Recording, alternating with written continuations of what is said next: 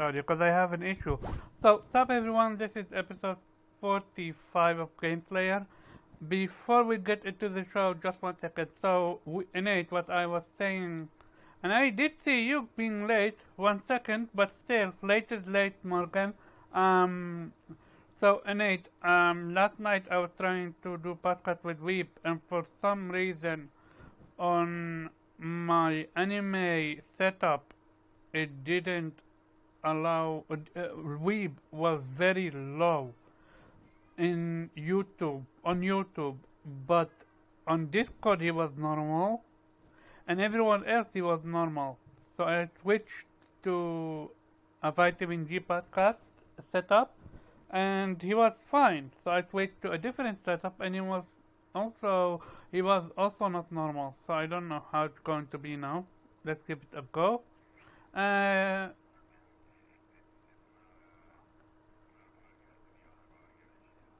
Yeah. So I'm gonna go with you, Nate. Say something.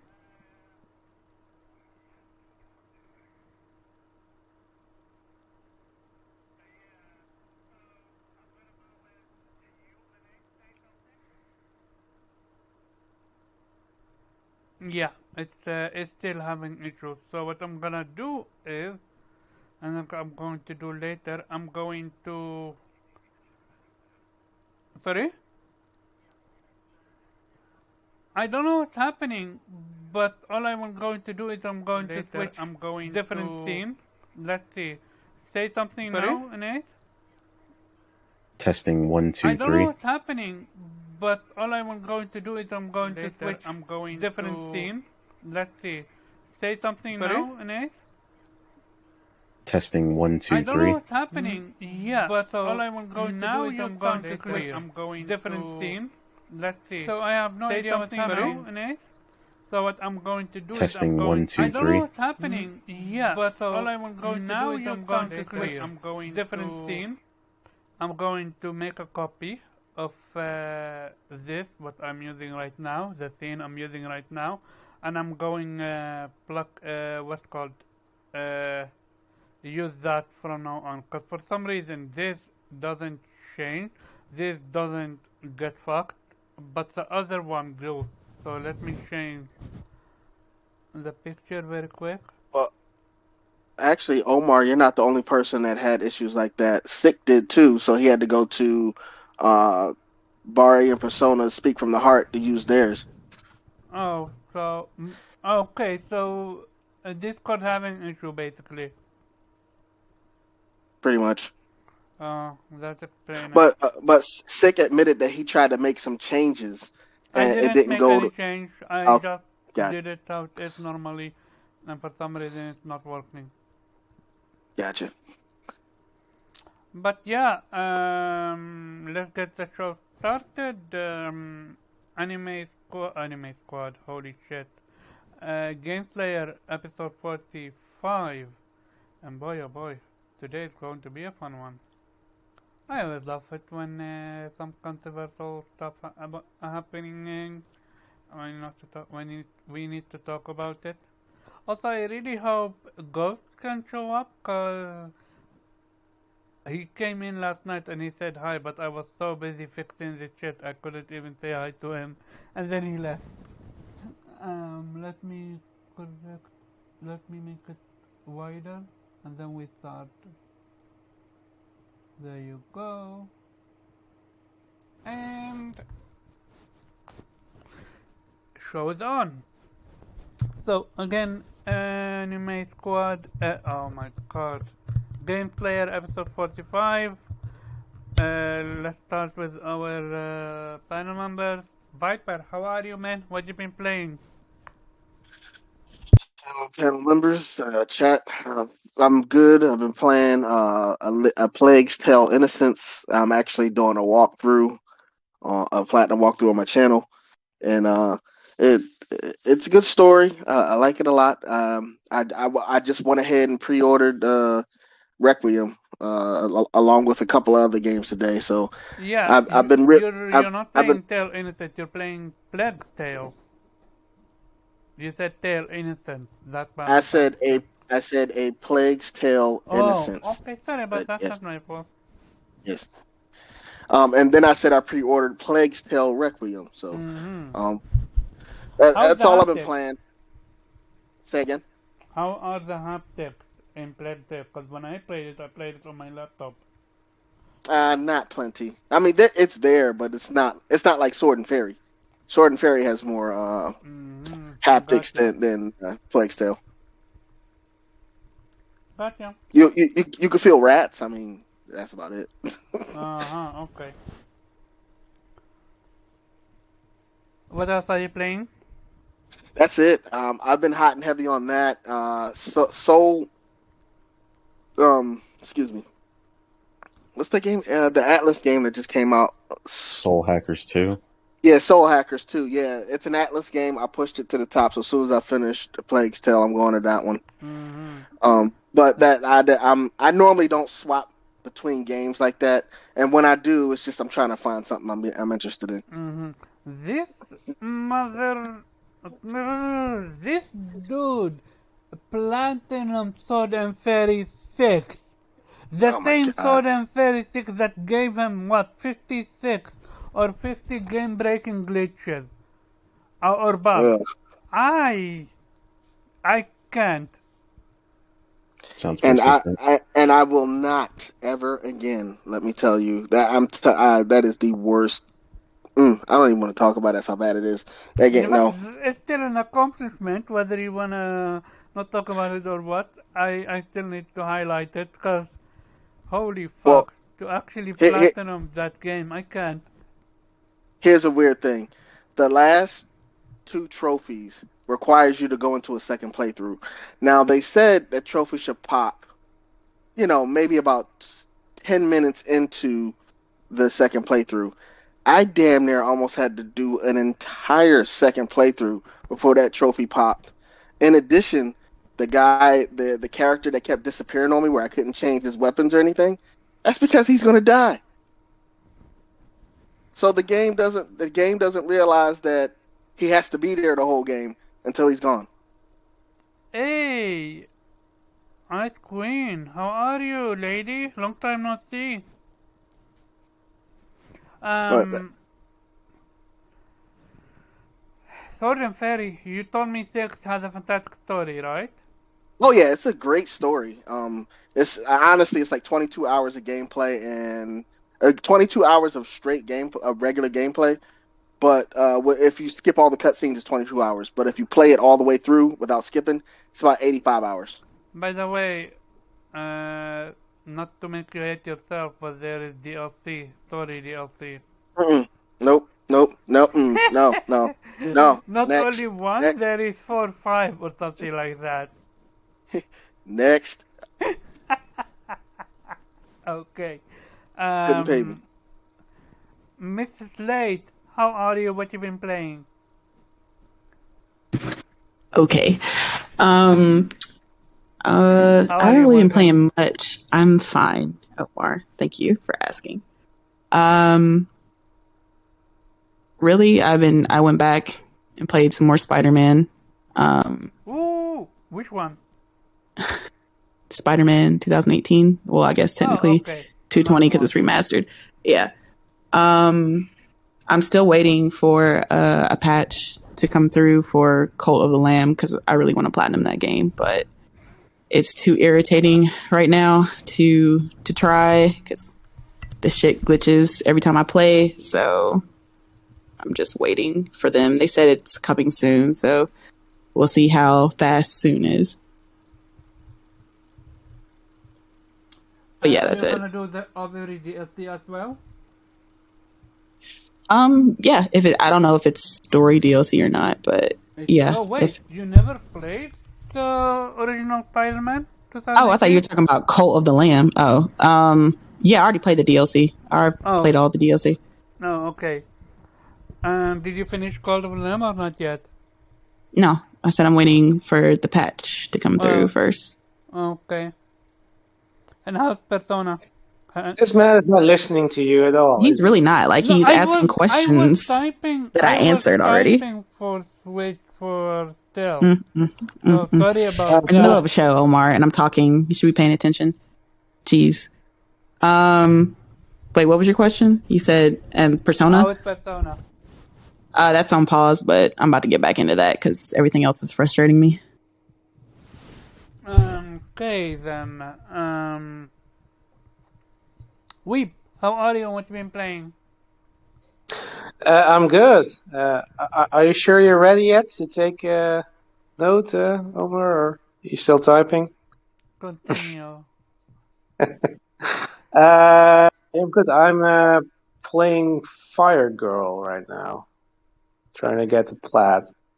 So how is Initially, it sort of it had 2 times it actually froze on me, so I had to restart it. But after that, it ran fine. So I stuck with it. How's the gameplay? Because I'm curious about this one. I might actually get this one.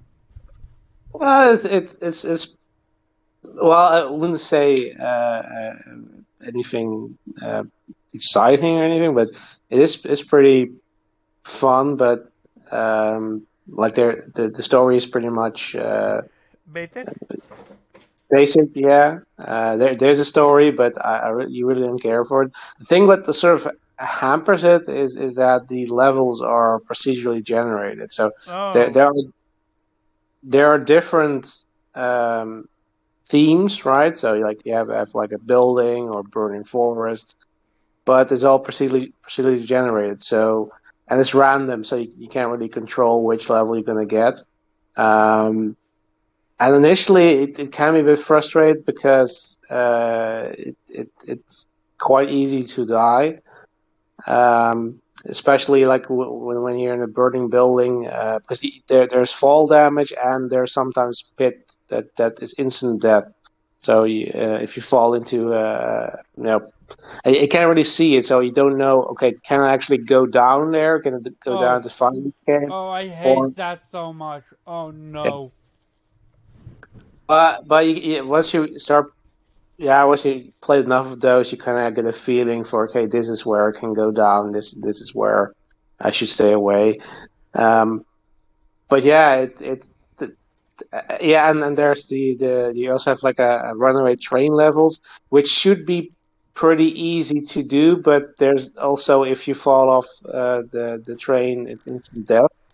And I didn't figure out initially that once you get see the next car, it actually will start moving away from you, and if you wait too long, you also die. Okay, so a lot of death. And A what's the lot of gameplay like? Is it like fighting? Are you fighting about enemies or are you just playing water? Well, technically, yeah, you're using water to defeat enemies because they are fire enemies. And you can also use to propel yourself. And you have an axe, but that's generally just used for breaking down doors. Though, if you save up for the final upgrade of the axe, you can also use it to damage fire monsters. And the story is paper thin, I assume. Yeah, I mean it's pretty. You immediately already know who the bad guy is. They don't really hide it, and you just have to fight fire monsters. That's pretty much it. And once you beat the story, you can basically continue the story or continue playing procedural generated missions, and getting money for the upgrades. So I'm pretty much. I think I'll have to get like one. I have to find like a black cat somewhere, and if I have that, I get the final medal, and will probably pop the platinum trophy.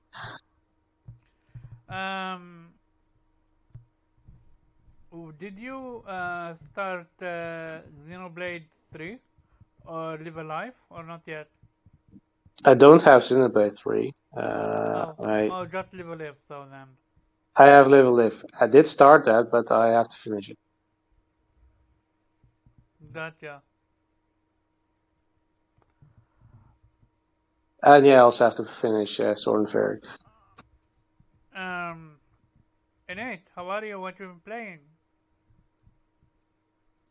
No, I'm good, man. Still playing Xenoblade Chronicles 3, enjoying it a lot. It's still Gotti? been a lot of fun. Yeah, it's pretty high up there. It just keeps getting better, which is good considering how long I've already been playing it. I'm having a lot of fun with it still, so and there's still a lot more classes and other stuff to reveal, so I'm excited to keep playing that and getting further. Um, the other game I've been playing is the new Saints Row, so um, again that's been a lot of fun as well. So surprisingly, so it's not something I would have rushed out and got. Um, if people are on the fence, I would still say it's good, but it's definitely gonna be $24.99 on Black Friday or something. So if you're not pressed about it, don't worry about it. But So, how it's many something bugs that's and good fun. glitches did you go through? Because I've seen a few. One, I have access to it. I'm debating between this game or uh, Soul Hacker 2 as my first game to play. I mean, my next game to play because I'm almost done with Journey to the West, Savage Planet. But yeah, yeah, man. I guess it just depends on what you're in the mood for. I mean, I'm like I said, I'm having plenty of fun with it. I'm in Um, the mood for a game that it doesn't just game depends. break on me, basically. So I can't tell you how that's gonna go for you, but I've only encountered one bug. Okay. So whether or not you encounter 15, like, I mean, I couldn't tell you.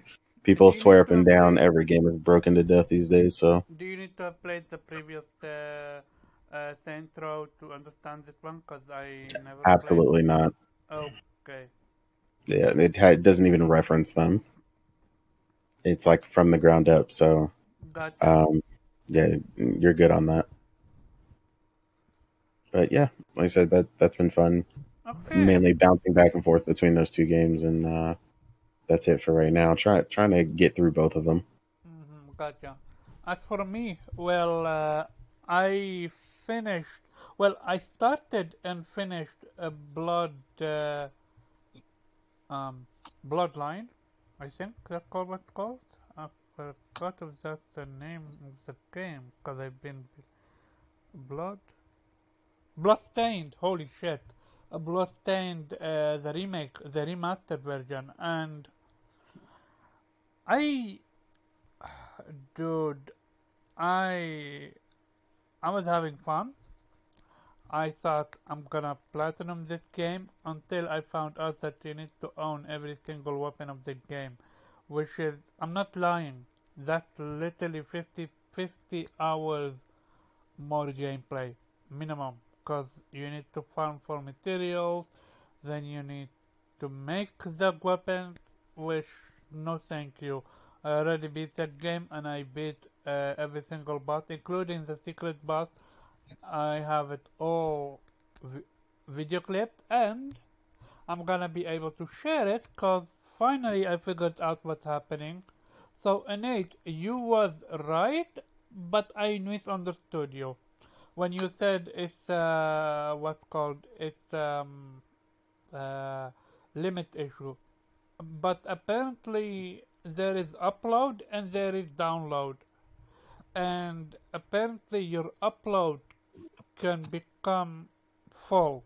And no one told me about it, not even PlayStation themselves. So all you need to do, at least for me, is to go to upload and delete every single thing that you have uploaded that didn't go through. And after that I was able to share my gameplay again. Woo! Where So, exactly are you referring to? sorry? Where exactly in the system are you referring to? So you press the PlayStation button and you go to the download section, and from the download section you just click down, and then that's where the upload So you is. basically had a ton of stuff sitting in the upload. Precisely. I had no idea that shit get gathered all the way, and Yeah, you that need. must have happened to you a lot because I have literally nothing in that section. Oh yeah, it happened to me a lot, a lot. I I had more than, I'm not joking, more than 50 to 100 No, 100 is exaggerating. I think maybe not. I was deleting select gameplays. I had issue with games. I had issue with save files. I had issue with screenshots. A lot of shit didn't go through, so I deleted them all. And after that, I was able to share some gameplay, which Gotcha. if you follow me on Twitter, be prepared to either mute me or not block me, just mute me for a few hours, few days, cause I'm gonna share a lot of gameplay for Blasphemous, for JJ McField, for Bloodstained, for even Journey of the Savage Planet that I started and I'm enjoying the heck out of it. So yeah, I have, or I might just upload them to my YouTube channel and have them in a private section, not private. Make a playlist out of them. I'm thinking I'm gonna do that. With Um, that, with that, Omar, you got to make sure that that doesn't happen again. So I would check that regularly. oh yeah, now at least I know what the issue is. I had absolutely no Gotcha. idea that shit would ever exist, and I am I don't. so. Yeah, what do you want to say, Weeb? So you were playing Bloodstained, the Metroidvania game? Yep, I finished it. I already played it on on my laptop back then, but apparently with this one they added so much new content, and the luck was on my side. Basically, we'll call it luck, whatever. Despite the fact that Journey is one of the worst game I've ever played, they put a Journey DLC in it, which is basically 10-minute mini boss you can do, and you can call it a day. I did that, and then I moved on. I But enjoyed. which one are you talking about? Are you talking about because there are multiple games called Bloodstain, where you have the Journey of the actual. Night. A Bloodstained. Ritual of the night. Yeah, thank you. Ritual of the Okay, Night. yeah. So actually, the 3D one. Yeah, okay. I I love. think Yeah, I think I wanted that one. I don't know if that was that that's an difficult. old game, but I played it on my laptop back then. The same one, because I remember the bosses, and I remember. I've actually forgot most of the story. The story is not per se paper thin, but it's solvable. I enjoyed it. I really did. I would have gotten the platinum if not for the atrocious you need to own every single weapon in the game. But I'm so glad this dude is here, Ghost, because I listened to you on One Persona Speak about the explanation for the price hike, and you shared so much information that I wanted you to share it on here, so I'm glad you're able to come through. Also, sorry Yeah. about last night. You said hi, but I was so busy fixing the podcast because I had audio difficulty issue that I didn't even see your hi until it was too late and you already left. So sorry about that. It's all good. Where are you? How are you, man? And what you been playing? I'm at Fort Bragg. God Lord, I'm in the armpit of the United States, armpit of the world right now. I have been playing Ultra Chess. I'm loving it, dude. Which one? The Chess Ultra or Ultra Chess. I don't know. I am really enjoying it. And then Which of game? course Sword Ultra Chess. What is that? Ultra Chef. Is that a cooking game? No, it's a chess game. Chess. Oh, Ultra Chef. Sorry, I heard you say chef.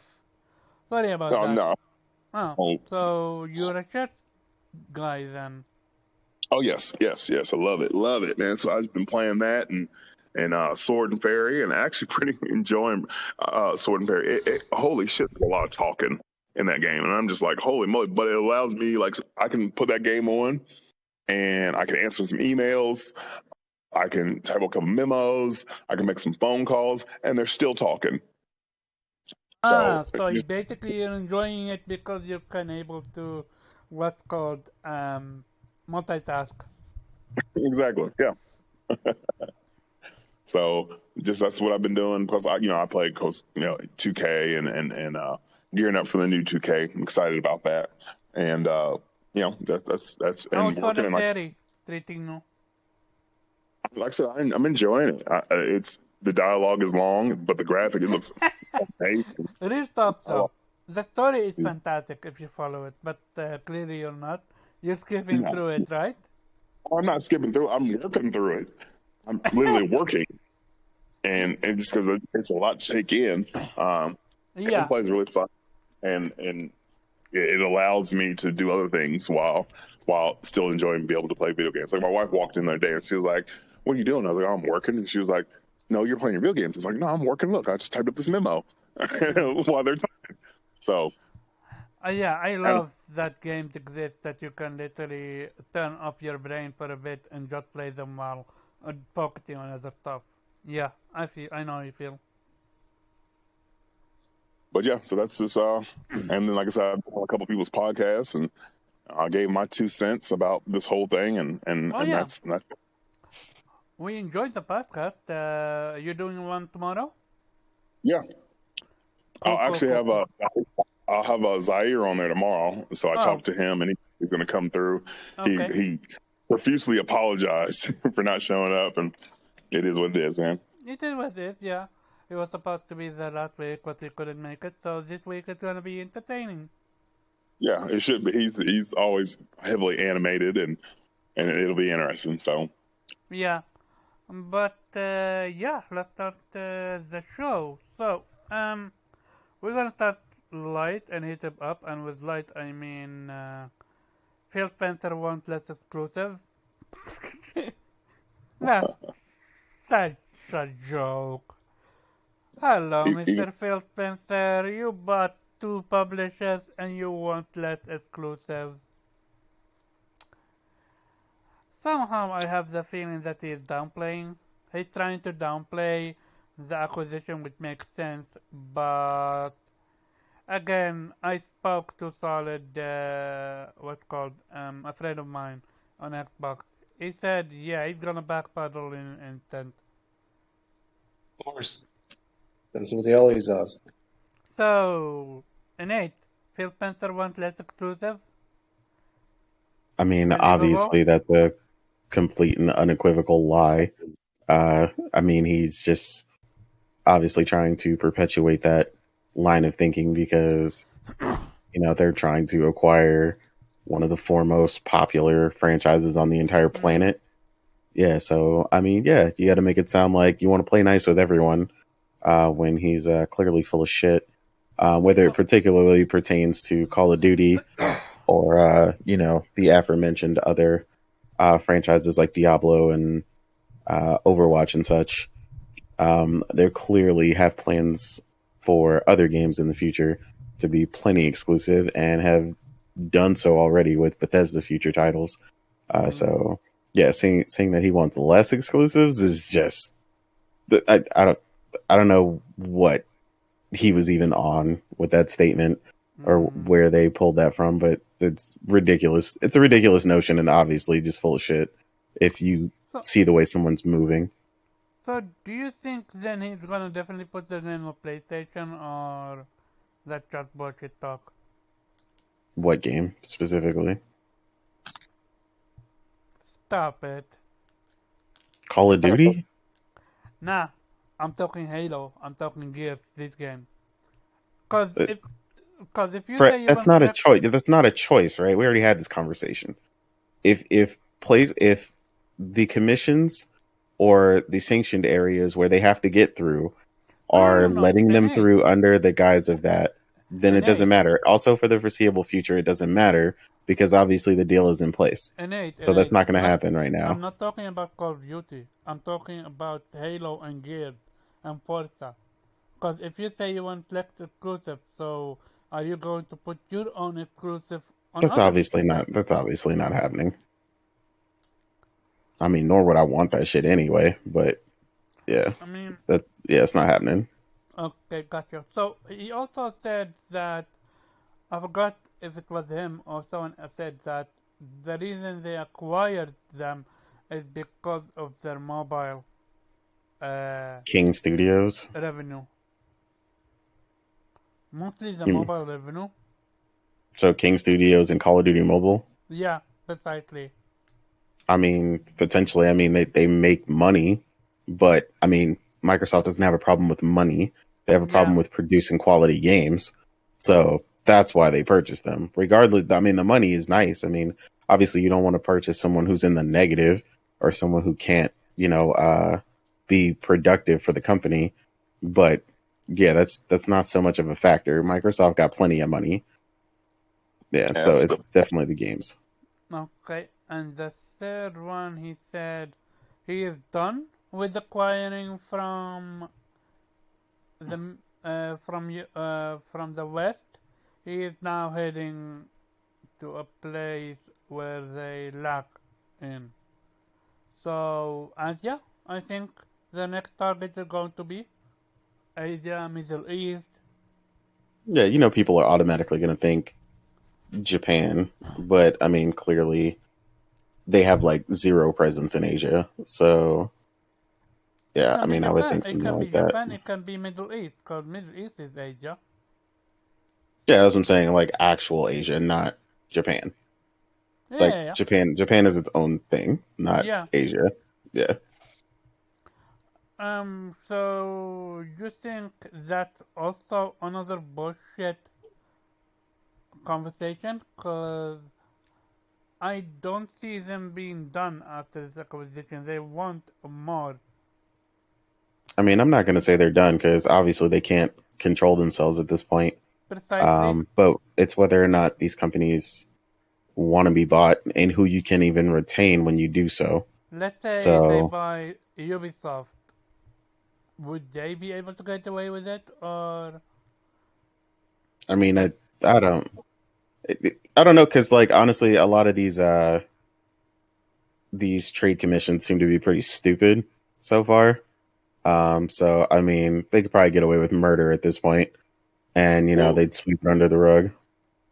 not necessarily. I mean, the one, and I don't mean to cut you off, Nate, but the one that approved it was Saudi Arabia, and you got to know a little bit about Saudi Arabia's history, especially with, who's the heir apparent over there, Solomon or Prince, whatever his name is. yeah, He Salman, made I that think. Solomon. He made that big push in 2020 with the tech initiative. I think it was called Saudi Arabia 2020 or something like that. And Mm-hmm. so they're gonna anything tech wise, and they need all the good PR and good press they can get.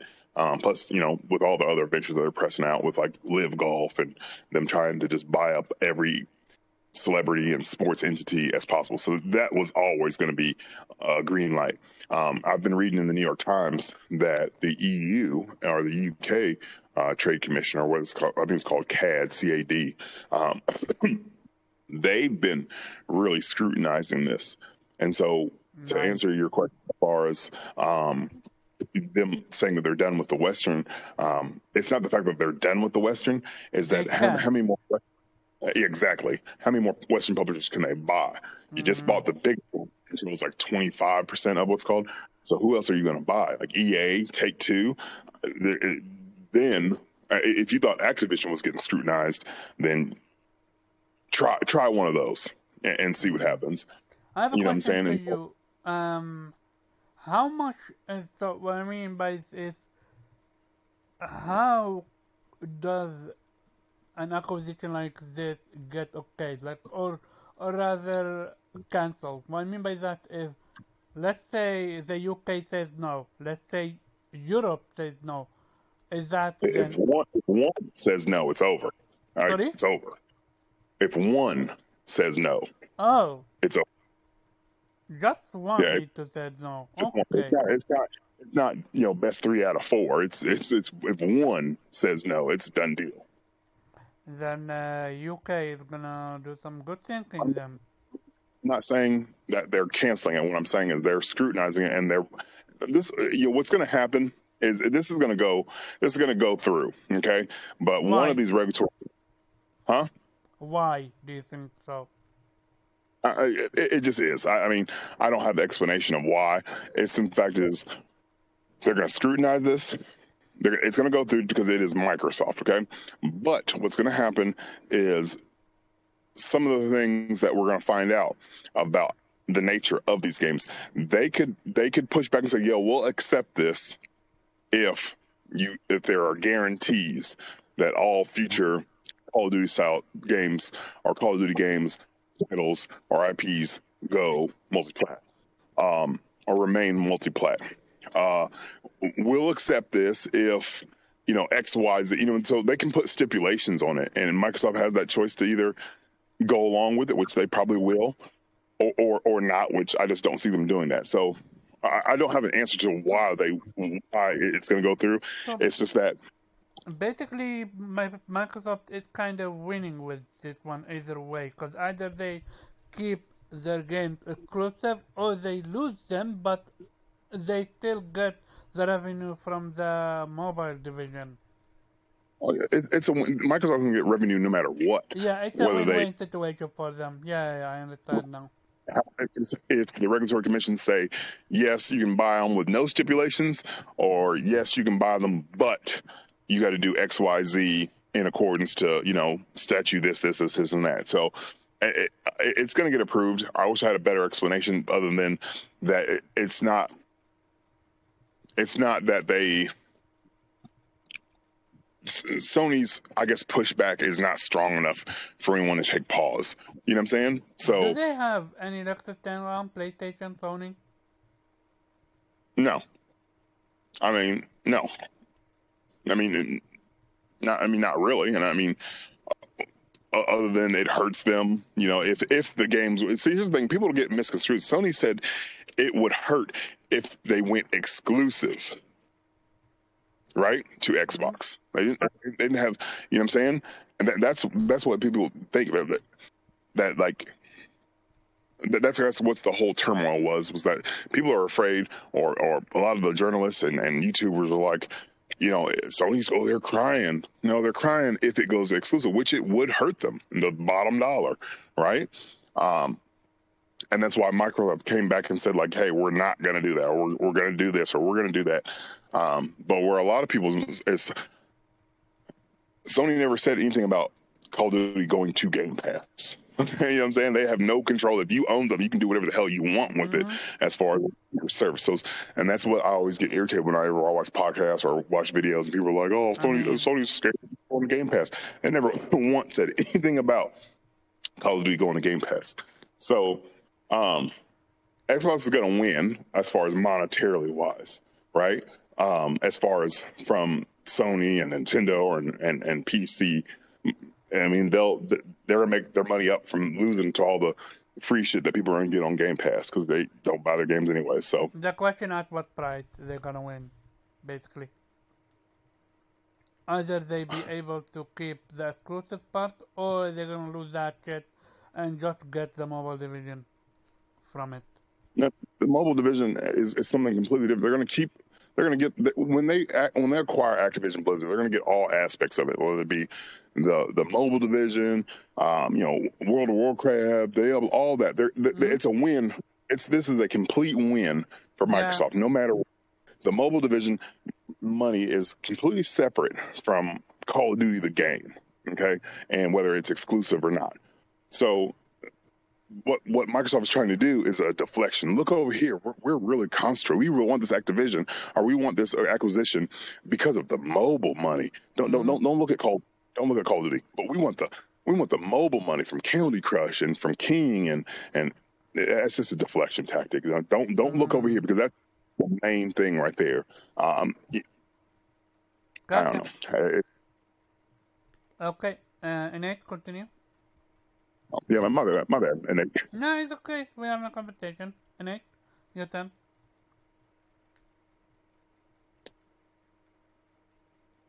And I think he's off. So, Morgan, the same question as to you. What goes strictly to you? Morgan, so the acquisition.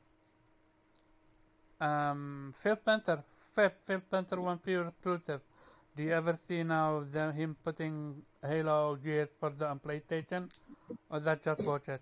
I don't think that's what he meant. But I mean, technically, the Xbox first party games aren't exclusive. Like they're multi-platform already with Xbox and PC, and they have been for a while. So he's not technically lying by saying, you know, their games are not going to be exclusive, because they're not. They're on two different platforms currently.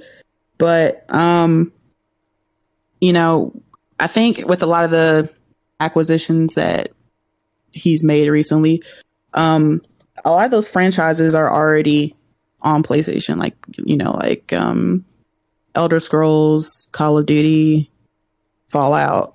So I mean, I think he's just talking about, you know, these like with these acquisitions, a lot of these franchises are already multi-platform, so they're gonna stay that way. You know, not the newer sequels to these, but you know, a lot of these older, the older ones. But I mean, I get what he's trying to say. Like he's saying what he has to say in order, you know, for this acquisition to go through, like any of these CEOs or whatever would. He's trying to put his company in the best light and make it seem like, you know, we're here for the gamers. We're not really here for competition, yada, yada, yada. But, yeah, you know, Phil's a showman, so he's doing what he got to do. What was the second part, the second quote or whatever you were talking about? So, Phil Spencer is saying that he is done with Europe. I mean, with the West when it comes to acquisition. He want to focus no more whether on the part where they lack. And the easiest thing to think about is either Asia or just Middle East. I mean, yeah, it makes sense. You know, they've got a lot of Western publishers and Western developers, and where they lacking are like the Eastern division. So I could see that. I mean, at least him trying. You know, a lot of these Xbox players want. You know, they claim that, you know, Sega's next. So we'll see, I guess. You know, like I said, they are lacking like in that department. They got, you know, the Western RPGs and Western, you know, third person, got the shooters. So yeah, you know, they're lacking in on the other side of the world.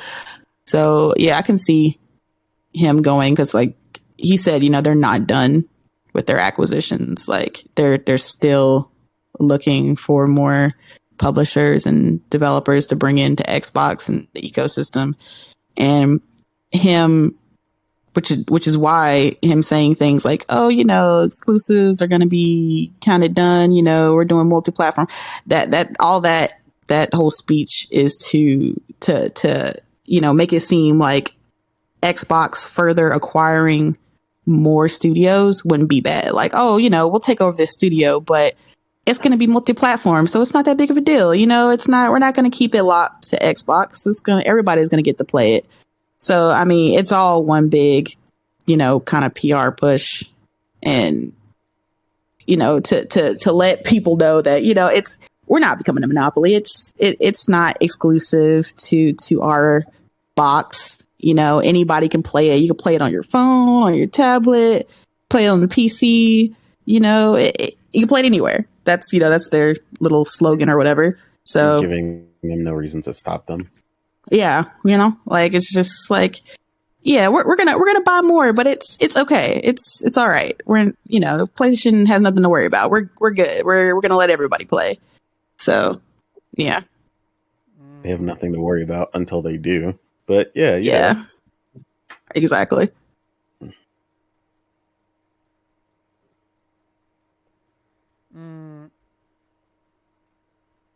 We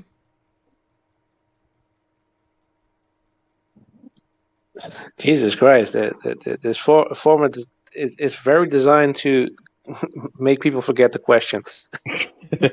Holy fuck. And they tell me I don't pay attention. What? No. When people talk, you lose sight.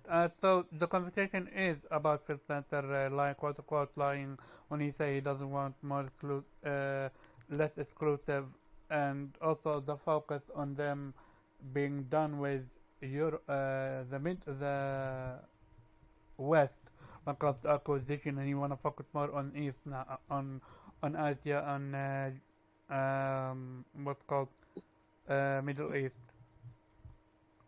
Well, that's your assumption, right? He didn't explicitly say that. So feel free to give us your opinion then, an assumption. Oh, That's well, what it is.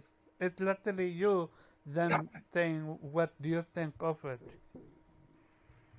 of course, Phil is bullshitting because he already made games exclusive and he's gonna make more games exclusive.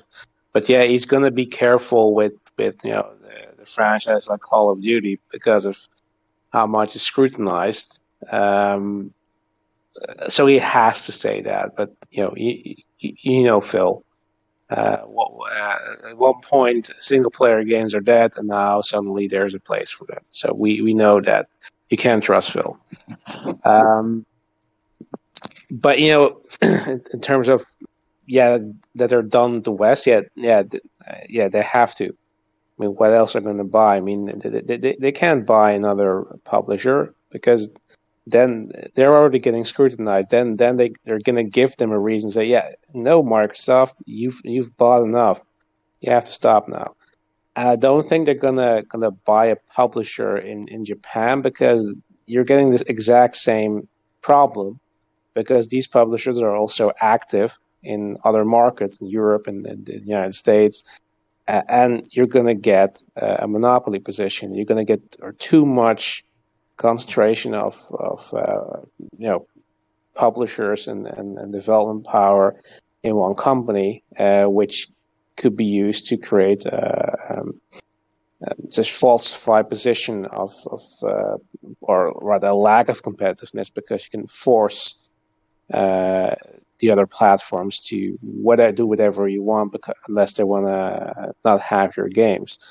So if they're gonna, Japan probably makes sense, but I'd say they're gonna go for a small company or a small developer because that's the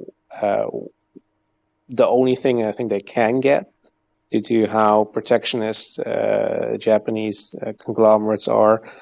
I think we talked about it before. It's pretty hard to buy a Japanese company, at least a large one. I mean, a small one obviously doesn't have the protection measures. That they don't have these constructions where they share stock with other corporations, and they might be more eager to get bought because like a studio like Platinum Games, they are constantly struggling, but and had a few run-ins with bankruptcy because of a few failed games, and then that's why they had to make these licensed games for a while to get back up there.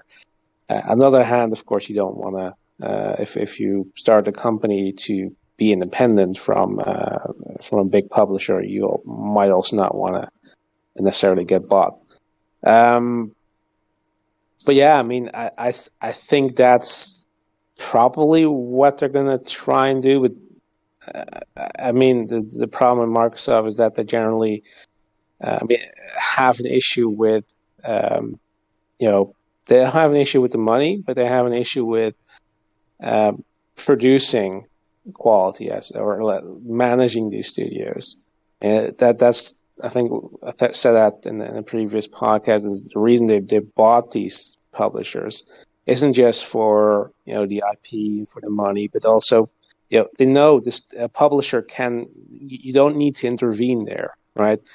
That's already a working machine that doesn't require your supervision to produce output. Their own studios have that issue, and that's why they, or rather, they don't know how to manage their studios. So that's why they have to hire that expertise, and they can't make that do with their own people, their own structure. So that's why they bought these publishers. At least that's part of the reason why they did it. Which is also might be why Phil Spencer is saying that, aside from the fact that he's trying to appease these oversight commissions, that he wants to see less exclusive, because it's easier to say you want to see less exclusives when you know you're lacking in that department, when you know that you're not the one people are looking at when they think, that great platform exclusives. Yes, I know that we have to wait until E3 2023 to see the games coming, or the next delay, which I'm actually expecting. So yeah, I mean, was there a third question, Omar, or were those the two things that you want to know? No, that was them. All right. I can ask you then for the third one, which is basically the whole deflection when it comes to him saying that he just wanted Activision for their mobile revenue. That's bullshit. I mean, that's typical. He said that because obviously the mobile market is, it's not the same gaming market as Sony and Nintendo are competing in. So obviously he wanted to say that because he wanted to make it appear, okay, no, this acquisition is about the mobile games and everything else is extra. Nobody's buying that because you know how much money Call of Duty makes. Gotcha. Viper, Mr. Audio Dude. Well, looking at the other side, the only way this is not a bullshit lie is if he disbands Xbox and makes everything multi-plat, period, point blank.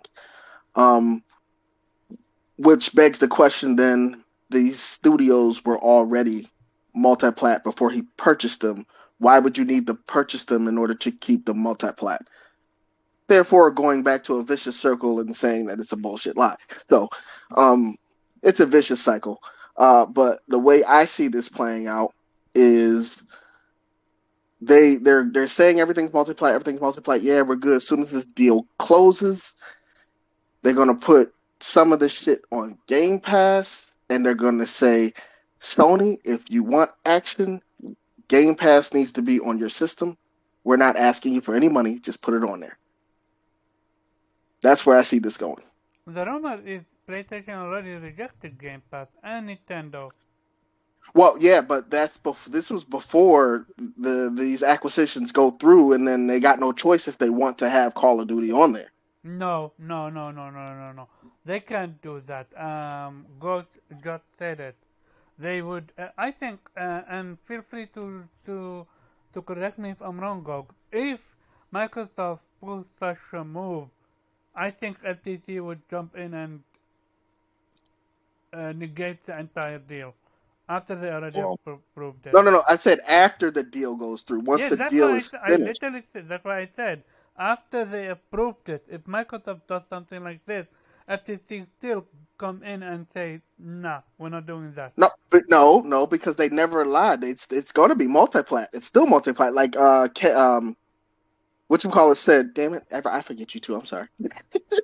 I'm pretty sure. Hold up. I'm pretty sure even the PlayStation is not that stupid to not have a clause like this, or even the FTC themselves.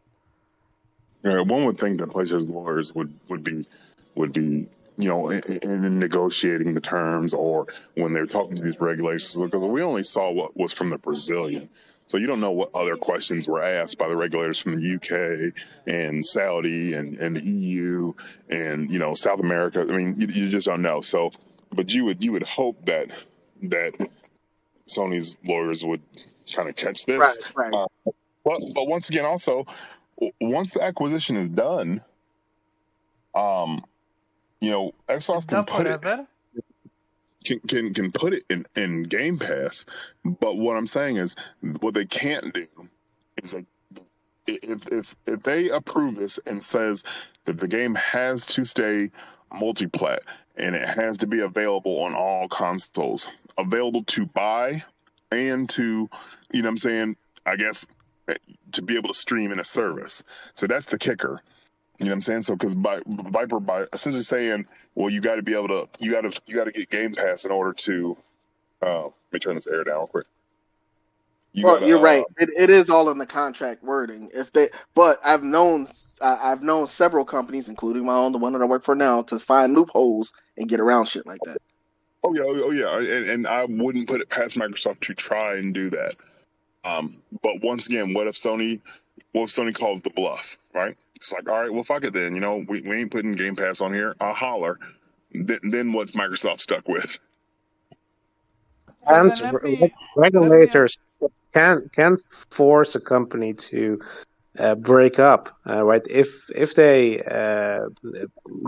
renege on that promise later on, and then they determine, yeah, okay, Microsoft does have a monopoly position due to their practices and their acquisitions, they can still be forced to divest part of their company to make sure that that position is not a monopoly position.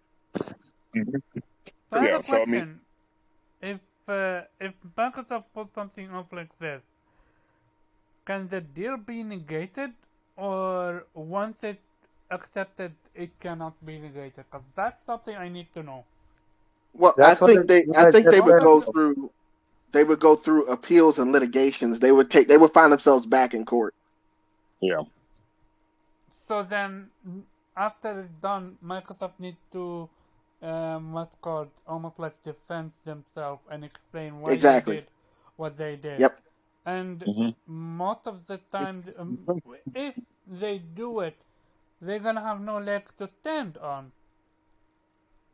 Well, here's some I mean, you're not realizing also is Microsoft wouldn't do that because ultimately Microsoft has to report to their shareholders, and as a shareholder myself, if you were to do something like this, I'm just speaking on for me, and I know that we stand to lose billions of dollars, which, you know what I'm saying, I'm going to see a percentage of that through my shares. Me and the hundreds and hundreds of other shareholders would take issue with that. They have a fiduciary, you know what I'm saying, obligation to make me as much money for me opting in and buying your shares. So we're looking at it just from the gamer standpoint. Like Microsoft does have to appease shareholders, and by them cutting out or trying to fandangle and try to bamboozle, you're playing with fire there. So, question then. Let's say they attempt to fandangle and bamboozle with the game with the console sector, but their mobile sector is intact and it's making more money than ever. Could they, in still fact, uh, keep the mobile section and just say, all right, screw it, we don't want the console sector anymore or the multi-plat sector, so get rid of that? As long as the shareholders don't feel like they're losing their money, well, at the end of the day, I want to see gains, right? So whether you get rid of Microsoft or the Xbox division and go third party, here's another thing you got to, while we're talking about, I'm not getting angry, but Xbox only accounts for like 8% of all Microsoft's revenue. I don't give a fuck what they do, right? I don't give a fuck what Xbox does. You know what I'm saying? As long as Microsoft is making money, you know what I'm saying? I don't care, right? So if a goddamn 747 was to fly into Redmond right now, wouldn't lose a damn sleep as long as my shares don't fall down and I don't lose money.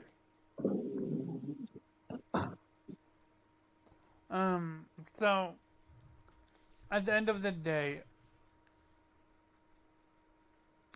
I truly don't see Microsoft shoot themselves in the foot that way.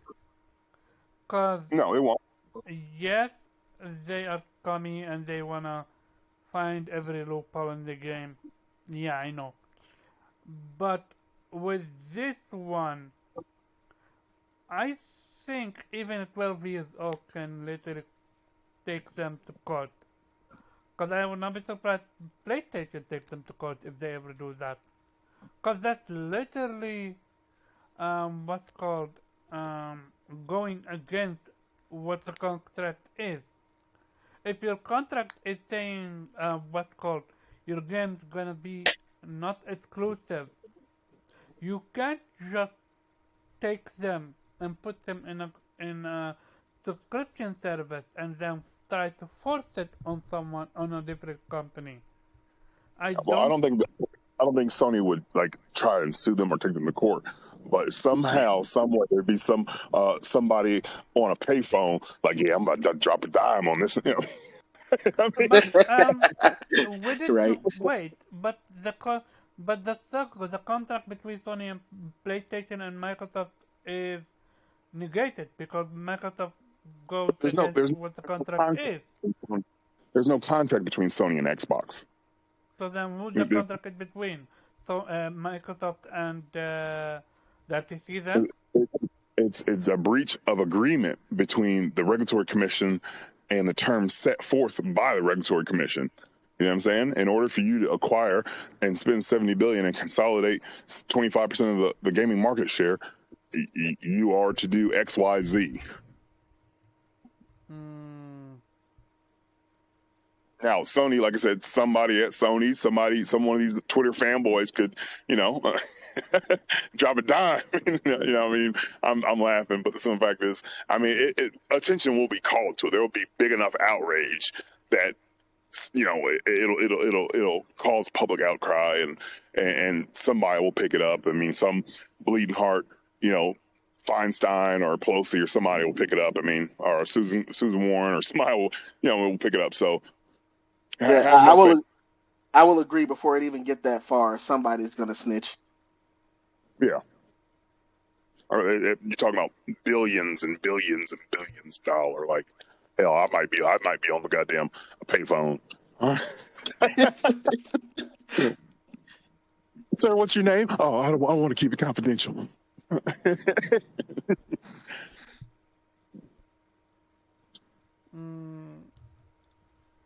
I know it's not the answer you wanted, Omar. I'm just, but No. it's complicated. It just feels weird to me, like someone like as big as Microsoft would risk an entire acquisition just for some clout. You're speculating that they would. Well, this is all hyperbole. We're all guessing. Yeah, we just had a conversation. At the very end. Microsoft could be, or Xbox could be doing the up and up, but we live in we know that Phil Spencer is a proven liar, right? So of course we have a little bit of reason, all right, to man, what if he does this? But at the end of the day, this is he said in his own words, I'm not accustomed to doing $70 billion acquisitions, and that comment right there struck me as a little odd, just from my standpoint. I was like, well, you sound like you're worried. If you read it, right? Did any of y'all take it that way? Like he said, like he was worried about what though?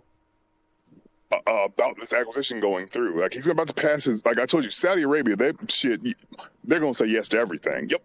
Okay, yeah. You gotcha, right? But UK and the EU, they're a different story, man. And especially Xbox is not popular. It's not that popular there. Microsoft is not that popular. Okay, so get this.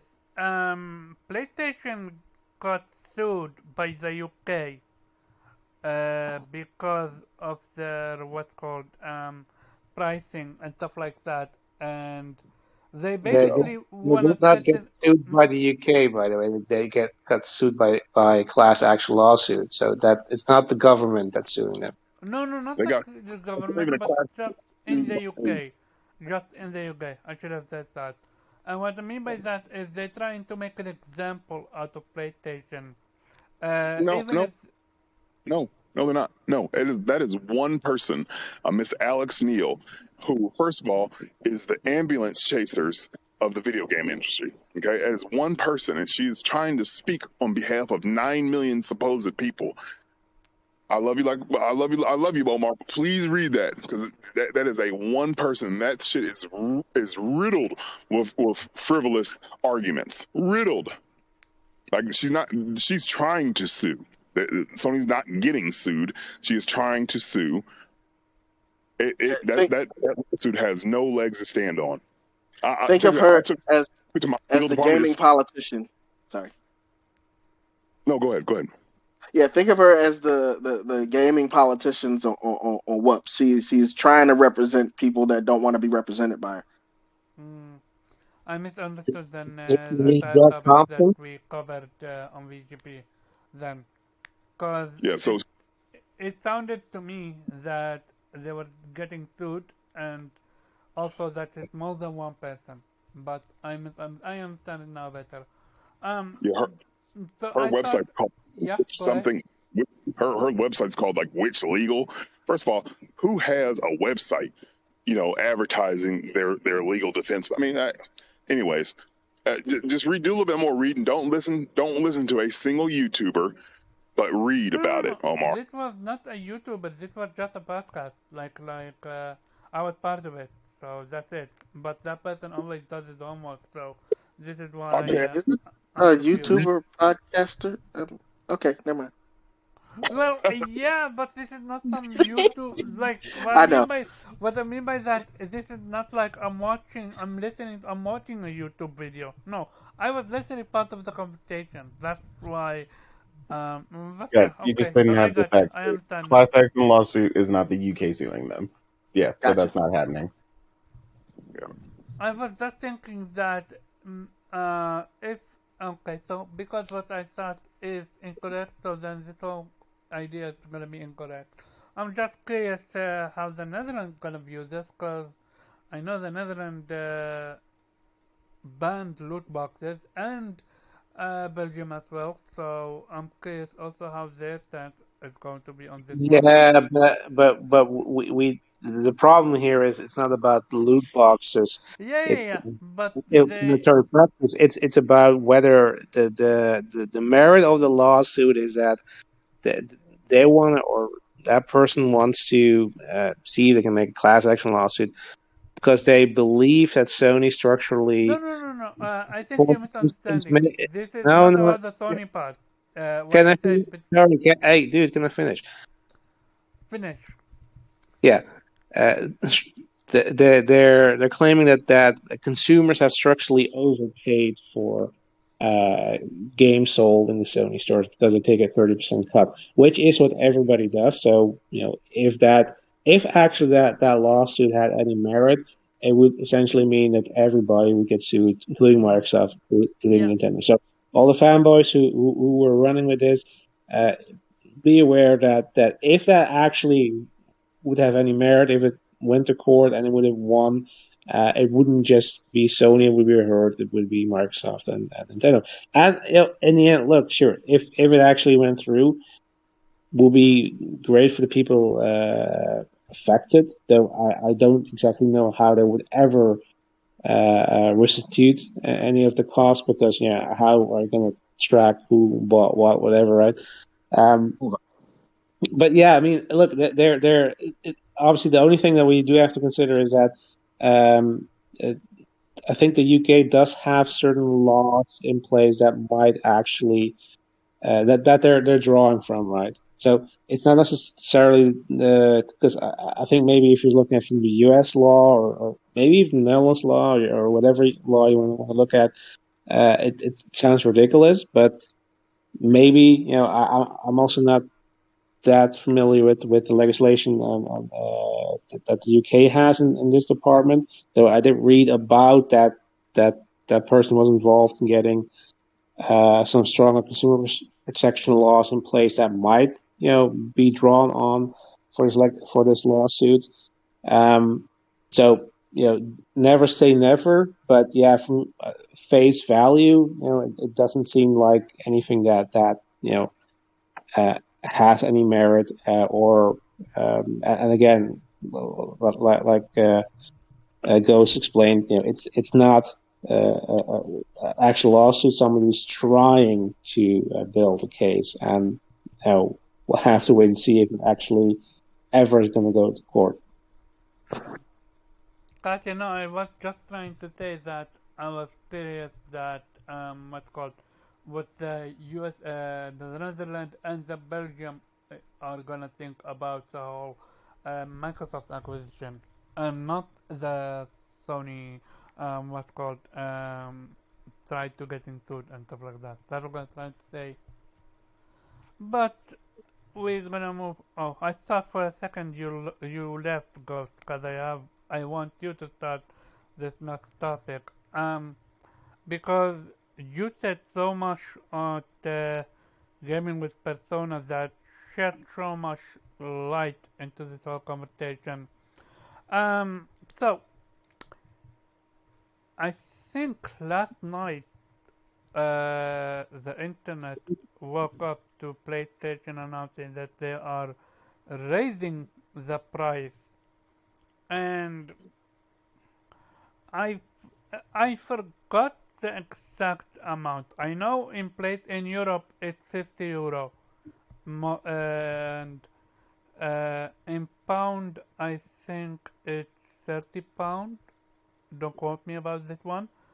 Um, in some places it's 20%, other is not 20%. Sorry about that. Just 20 euro or dollar extra, and this is been happening in a few countries. Let me see which countries they are. Pretty much everywhere except the U.S. Sorry? Pretty much everywhere except the U.S. Okay, so I have the prices right here right now. Europe, PlayStation 5 with Ultra High Speed Blu-ray disc drive is for 550 now.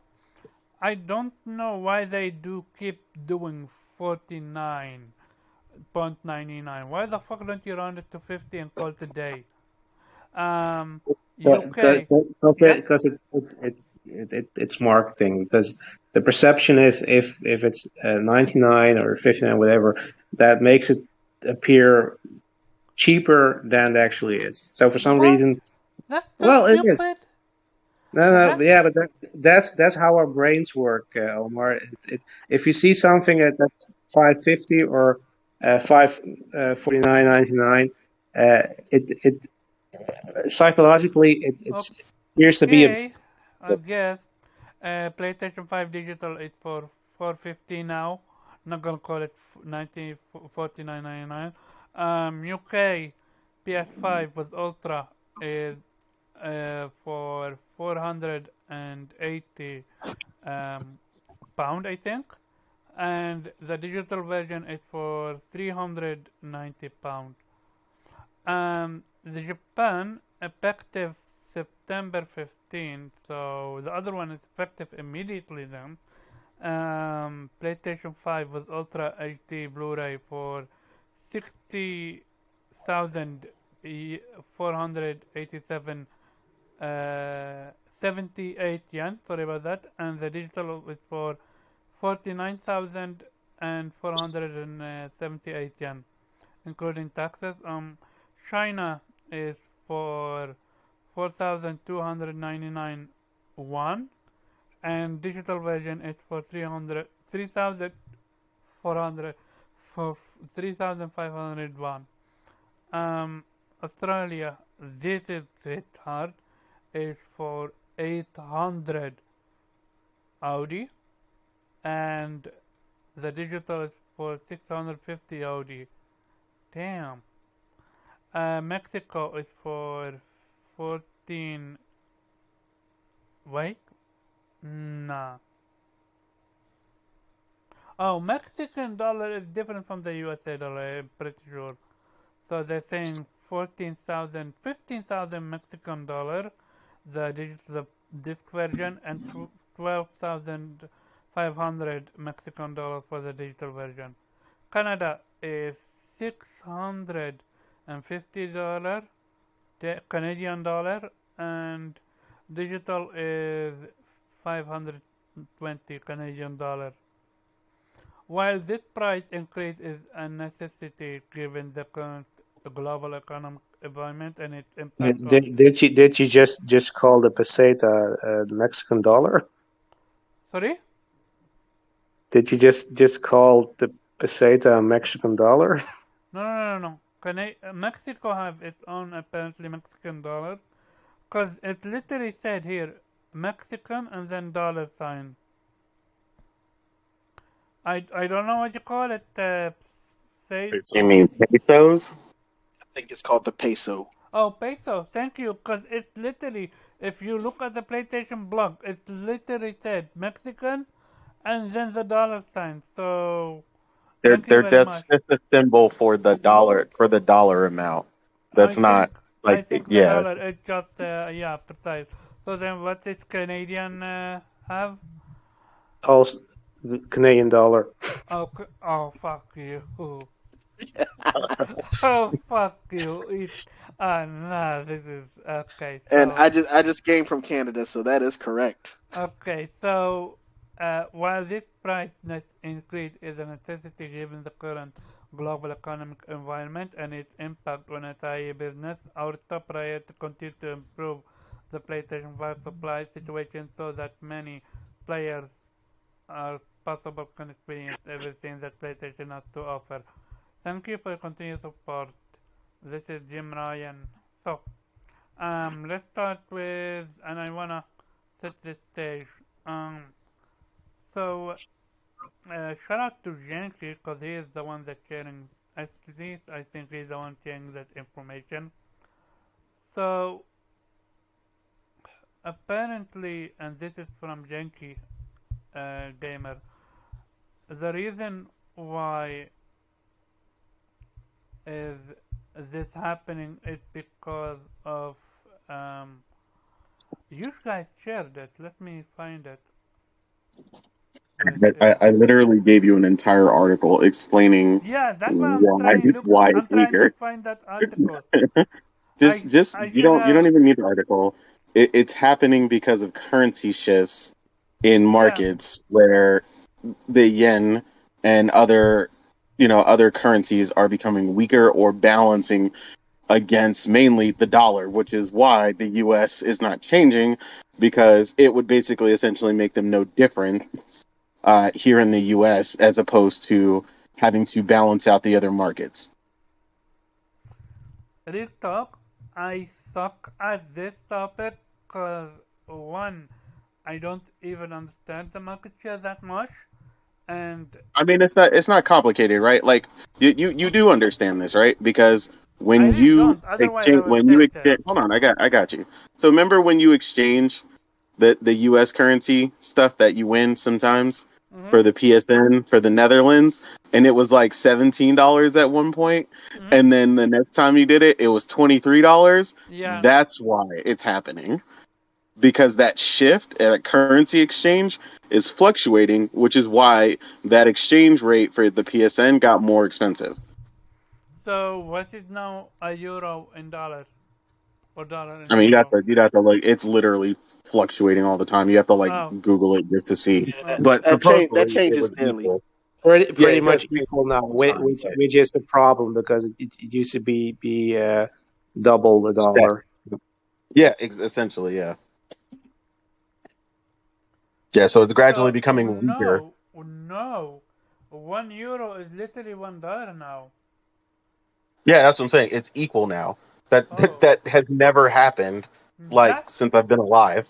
I remember I got what called I won a giveaway from Persona Charles Persona for $20, and I wanted to give it to you, and you buy me one for 20, but apparently I needed to pay you what, $10 extra, €10 extra, Yeah, I it was think. like there's like 10 more. But that's where the exchange rate was at the time. Damn, Yeah. holy But plus shit. the other thing is even though the market is fluctuating, everywhere doesn't make the adjustment at the same time. So like, that website could still be exactly like that, even though the exchange rate has changed, right? So like, I mean, I could check it now and see if they changed it, but chances are they haven't changed it because like they were saying, it fluctuates so much that oftentimes you don't get a change until something becomes rather standard. So, So why yeah. is this happening then? What caused this to change then? I mean, essentially, there's a bunch of shit happening, but I mean, basically, the way inflation is happening across all the global markets how they're dealing with it, what's the inflation rate for their actual local markets, China fucking up and defaulting, or it's potentially getting ready to default on a bunch of debts and some other shit they got going on. Like it's complicated, right? Like it's basically a bunch of economical shit fucking up. And like, hey, we were cashing checks we really didn't have the money for, and now that shit's coming to bear. Now it's like I've come to collect and you ain't got the money. So yeah, now they're trying to figure out what to do before there's a global economic crash, essentially. So I have a question. Wait for your Considering that, turn. Go ahead. considering joking. back, Go ahead. considering back in the day, when people was exchanging goods for goods, or goods for services, like gold for silver, or silver for copper, what have you. It used to be that gold was the standard that made the entire system fluctuate. What's causing that shit now? It's We're not on the all gold it's the standard fact that anymore. yeah, I was gonna say we haven't been on it, and the one time we were close to going back on it, they made sure that motherfucker got the fuck up out of office. Like I can actually send you the video that talks about that. Like so basically, you remember how people were saying like, oh man, Bitcoin or whatever and all this stuff is going to be great because it's a more stable currency, right? Like Right. the idea was that the currency is finite, right? So eventually what happened is the United States started printing money they didn't actually have, which gradually causes it to weaken, right? Because it's like, hey, if we got 100 grand, but I got 300 grand printed in my basement, it's not really worth 300 grand because I don't have the actual financial backing for that. Like I'm literally printing money I don't actually have, which is weakening, the amount per cents or whatever on the dollar, which is essentially what kept happening. And we weren't the only ones doing it. And like Morgan said, it's because the gold standard went away and it hasn't been a thing in forever. And like I said, the one time they were going to do it, and we were very close to doing it and going back to it, yeah, they took care of that real fast because essentially it gives a bunch of rich people money to play with in order to make actual money. But it constantly fluctuates and fucks with the market, and it just it is not very pleasant to look at. But yeah, it's complicated, man. It's a mess. But yeah, we essentially don't have the actual thing to back it up. If somebody wanted to buy, you know, something that you had, but you're like, I only got half of it, but you want the whole amount. Like that makes no sense. It's a mess. But yeah, basically money printed out of thin air is a lot of what caused this shit. Well, to be fair, the U.S. is the only country in the world that actually can get away with keep printing money because they have the ability to back it up. That's not gold. That's just their military power. That's all. It's other countries can do that because if they do that, they will get hyperinflation and their economy will tank. But basically, what's happening right now? Yeah, I mean, you see it all around. It's the war in Ukraine has triggered the energy crisis. The prices have gone insanely. I mean, I know that you guys in the US are have seen it as well, but it's crazy in Europe. It's absolutely nuts. Like I'm right now. I'm really lucky. I still have uh, a fixed contract for 3 years. It's gonna go up next year. Uh, I'm gonna pay if the prices are still the same at that time. I'm gonna pay 200 euros more a month on gas and electricity. It's fucking insane. Yeah, our stuff hasn't fluctuated as much there, but what's happening with people who rent is that pretty much anybody who rents, and I've never seen it, and I've lived in this particular spot for about 5 years. Rent usually goes up at a maximum of about $70. Like that is like the maximum you can see. When my contract went for renewal and these people bought this place out, they basically attempted to raise my rent like $400 to $450. So yeah, we're we definitely getting it here in the U.S. one way or another. Like you said, the few people who have a house, that have a fixed rate or something, like most of them are okay. They're still paying whatever the fuck they're paying forever. For that 30 years or whatever their fixed rate is. But yeah, renting has been like out of control. Specifically in Arizona because uh, again, I don't understand why these stupid laws exist.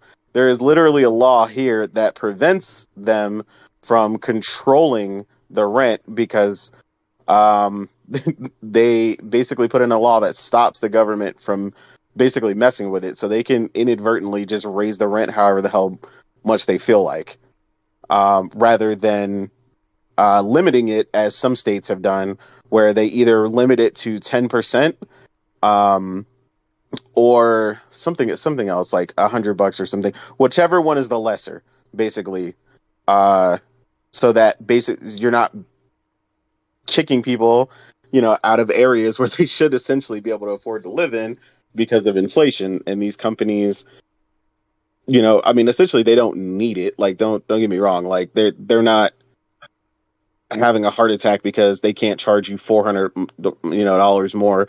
Like your apartment complex or whatever hasn't changed. But they're trying to just charge out the ass for places that cost nowhere near what they're trying to do.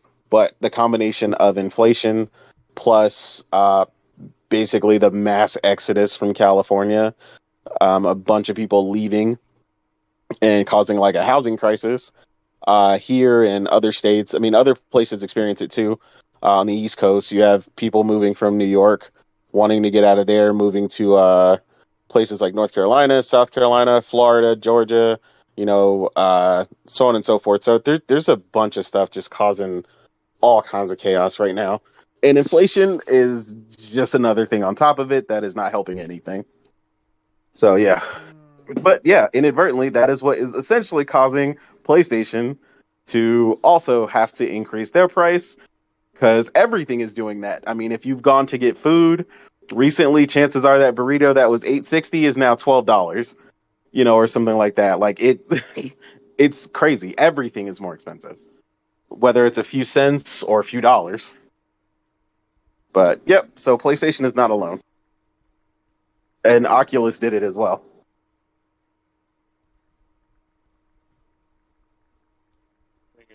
Also, Microsoft. Oh, sorry. Who was talking? I think Ghost was talking to somebody on the side. I don't think he was actually talking in Oh, his okay. game. Yeah.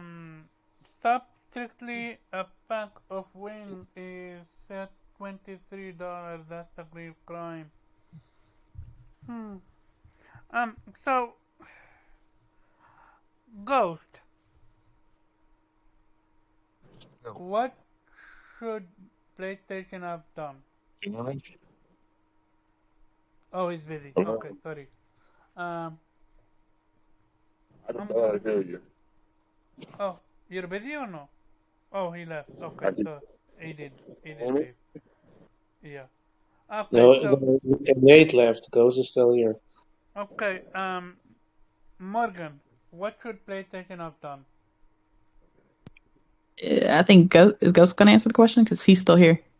He's not here. He left. Yes, no, I Nate see left. I Ghost is see right ghosts here. lighting up. Yeah, I see ghosts lighting up green, but I can't hear anything. But he disappeared from me. 1 second. It sounds like he got lost in another realm or something. He might just have like a bad signal or something right now. Mm-mm. But what was your question, Omar? Oh, he is here, but Yes. I know. But Rift, I swear he disappeared on I on YouTube for some I reason. just told you, but you're always ignoring me, Omar. Oh, man. I hate it when the live. Okay, 1 second. I'm so fucking done with this. Oh, I think Nate is the one that Oh disappeared. my God. We just said that to you? Just Sorry? right, man. Oh Jesus! Am I The way joking? for you. Oh my god. Did he just told me? I'm sorry, I have bad hearing. I swear, I have bad But hearing. like, we're not gonna take this excuse for much longer, Omar. All right. You can only go so far Welcome with that to my excuse. life. Welcome to my life. I'm frustrated right Can now. y'all hear me? Yes. We can hear you now. Yeah. Okay. Yeah. Go. Go. So you can answer the question. Sorry about that, What was the Marcus. question? Let him go first. Go. What should PlayStation have done? Did exactly what they did. I mean, raise their price to offset, the. I mean, and like I said in Persona's podcast, like, Innate said it really eloquently, like, but also you got to realize that, copper and neon and the rare earth material that they use to make the chips, which is called neodymium, like neodymium alone has skyrocketed. It was like $72 per kilogram, and now it's $198 per kilogram. It was like $2,000 per ounce, now $4,900 per ounce. Like, and PlayStation wants to push out 20 million more consoles by the end of fiscal 2022, and if they have to pay, a heightened price. I mean, are they just supposed to absorb that and be like, oh, it's all good? A lot of people misconstrued their earlier comments this year or last year about how the disc version was no longer taking a loss. But what they failed to realize and failed to read the rest of that comment was that the disc version was not taking a loss because the discless version was absorbing you know what I'm saying? Was absorbing or was offsetting those losses. So essentially, if you read into it and you've got any brain cells, it was pretty much they're operating. It's a wash, right? And so now that they have to pump out these 20 million more consoles, this is a move that they had to do. And any smart bit, I've raised my prices 34%. And so Even if your competition is Damn. not raising their prices whatsoever, and what now? even if your competition are not raising your prices, not only that, you're risking being offset as the market leader. But how? How am I risking being offset? It's not like I increased it. I don't know, $200, right? I didn't blow you out. Now I blew you out of the water. My company did, but hey. You said 34%. I was like, yikes. You know what I'm saying? But in certain Still, markets, they raised their prices in the middle of where we at right now. Is that not almost tone deaf? no. The optics are bad. Don't get me wrong. Optics are bad, but this is business. Just bad. They're getting eviscerated by the media right now. They were getting eviscerated for $70 games. They were getting eviscerated for not people are having. gonna move on They were this. getting Like, it's eviscerated. But This this is is the holiday, different, Christmas about to though. come, and everybody about to forget about this shit. Believe No, me. this is different. The industry It's is not. heading towards the $70 game, but they are the only one that's raising the price. Not only that, both their competitors came out and said we are not raising the price, including Nintendo. I mean, Which as is they should. in Like, Japan. that's perfect PR. Why? I mean, if I was the competitor, I'd do the same thing. Like, Yeah, so it's if the competitor can take the hit, then so should PlayStation should have. First of No, all, because Nintendo's not taking a hit. Nintendo hasn't no, been taking a hit for 10 years. Like the Switch costs $250 to exactly. make, ship, as like they're making a distribute. profit every Switch. They're making a profit, right? Xbox is taking a hit, but they ain't been making money. So, and they don't want to lose any more money by raising their price. Their Xbox is not profitable to begin with. So here's the thing: PlayStation doesn't have Microsoft. I'm saying, backing them up. Nintendo, I'm sorry, but if you think Animal Crossing costs $100 million to make and you believe it's a $60 game, I'm saying? Like, I know I have some Nintendo fans in here and I'm gonna get roasted, but the simple fact is that game, I don't know, Animal Crossing might have cost $15 million to make, $20 million, $30 million to make, and it sold how many copies? 60 million? They're swimming in cash. swimming in cash. They can afford to take the hit. See, what people fail to realize is, though, like Nintendo, not necessarily Microsoft, but PlayStation is a global brand, and when those markets shift, you have to act accordingly. Now, in some regions it's up to $50. In some regions it's $15. In some regions it's $20. I think, Omar, you're just hearing a lot of crybaby stuff because across the whole spectrum, electronics have been going up in certain markets where the dollar or where their dollar has fluctuated and inflation has hit. This is not the only thing, but it's just video games that people are so bent out of shape. And this is a luxury item. This is a luxury item that you do not need to have. And if it goes up $25, $35, $40, $50, if you had $500 to spend on it, what's $50 more? And that's my take on it. I have a question. Who is the richer, Nintendo or PlayStation? I'm genuinely curious now. Huh? I asked who is richer, PlayStation or Nintendo? PlayStation. So, shouldn't PlayStation be able to take the hit then, if Nintendo can? No.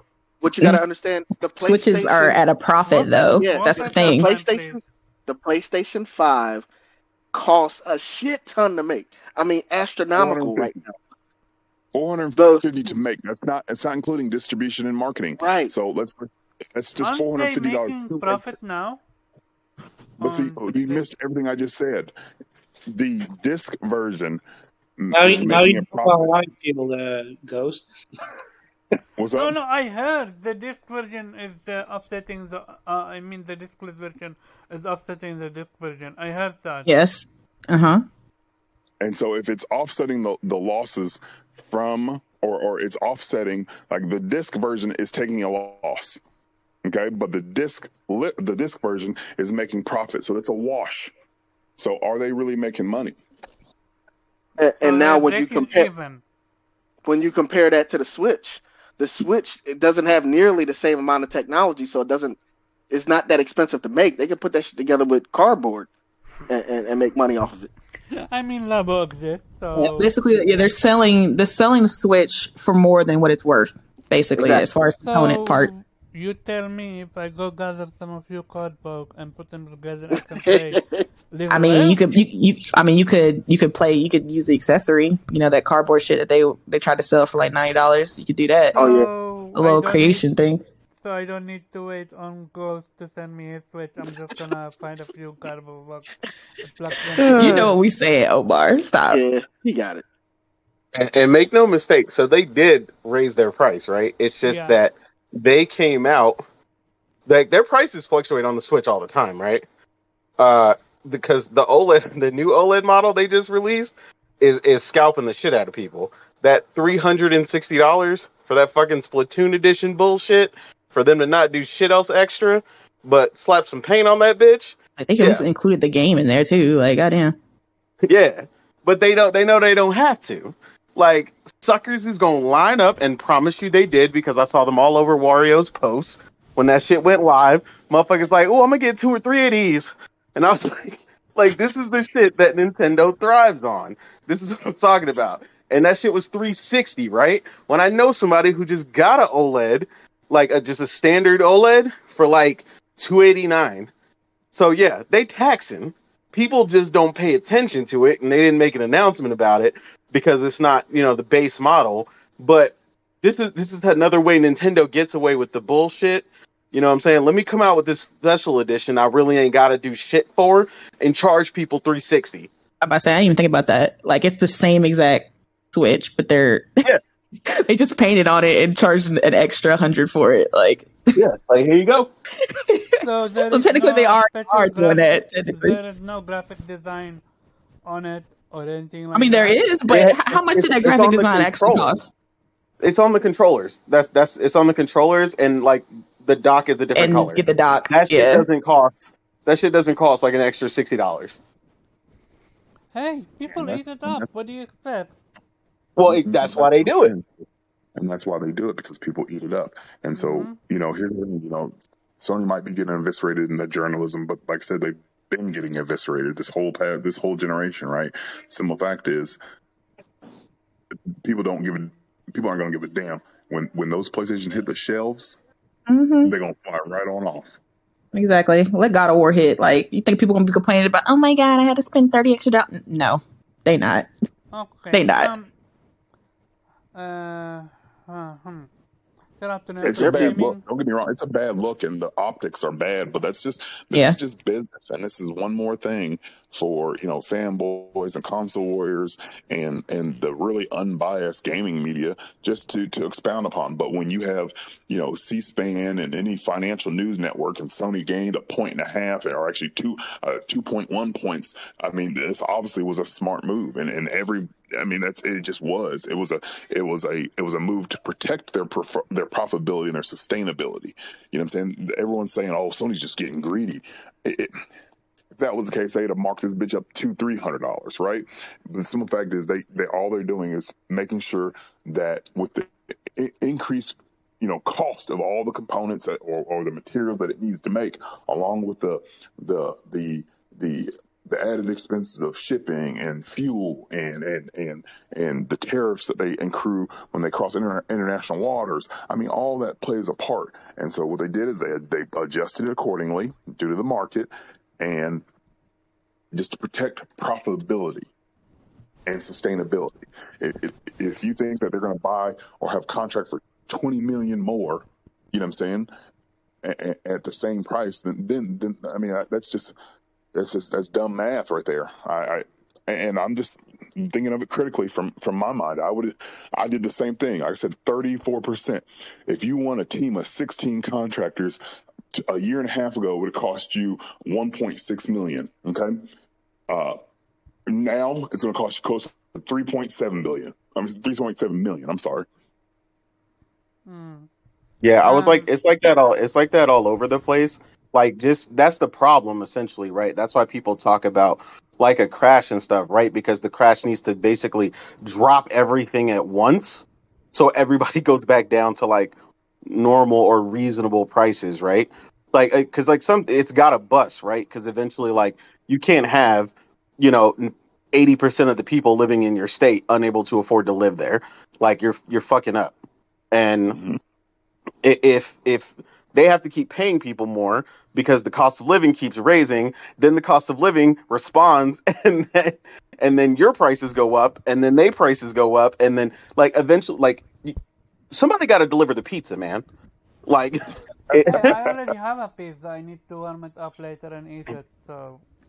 but like that's what I'm saying, right? Like shit that like I was like Upper Room was saying something in chat about roofing, and this just happened to be random. I talked to one of my friends recently, and I found out she bought the company that she used to work for, and it's a roofing company, and she was like, yeah, so like she was explaining to me one thing that they bought, like wood.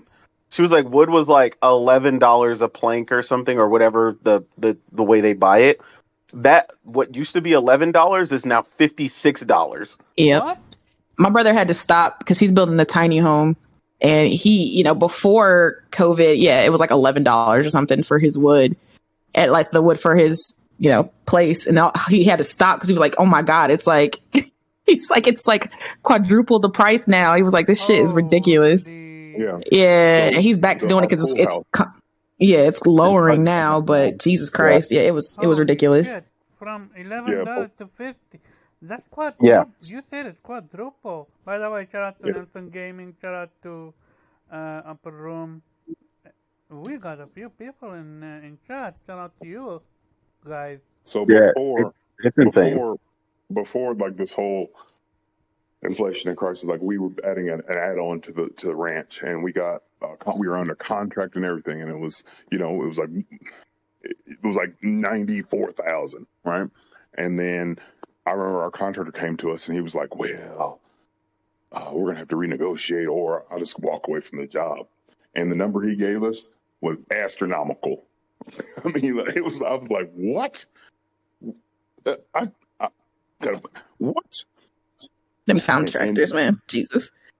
Yeah, I mean, so and it's either you bite the bullet. I mean, you're not shopping around either. I'm gonna find me a different one. So yeah, we had to pay, damn near, we had to pay for 1,800 square foot pool house. We paid damn near 198,000. Jesus. Gosh, yo, this is insane. This is such a great conversation. Anyone have anything else to add to this part of the conversation? Well, yeah. The thing is, I've seen a lot of people being very dramatic on Twitter about making very hyperbolic statements like, because like you've seen it, right? That people in Japan suddenly are now no longer going to buy Final Fantasy 16 because it's coming out on PlayStation 5, and instead of an arrival because the price increased by $40 if you calculate in dollars. I mean, it's fucking insane, right? I mean, look, of course, it sucks, right? And as I said, optics suck, and you can basically say that people are exaggerating, people are being dramatic, and still not say, okay, it's you're fine with the price increase. I mean, of course, I'm not fine with the price increase. I don't think anybody is, because you rather not pay more for something when you can, especially when you're currently paying less for it. But the situation has changed. I mean, and I think exactly what Goes explained. Very clearly, there's a difference between these companies. I mean, and also Nintendo is in a different position as well. I mean, maybe there's also another aspect to it, is that the Switch already is essentially fully mature, having an incredible install base, incredible number of units sold. Right, they had a head start, right? With basically that it is their next gen console, but they had a head start. Sony didn't have that.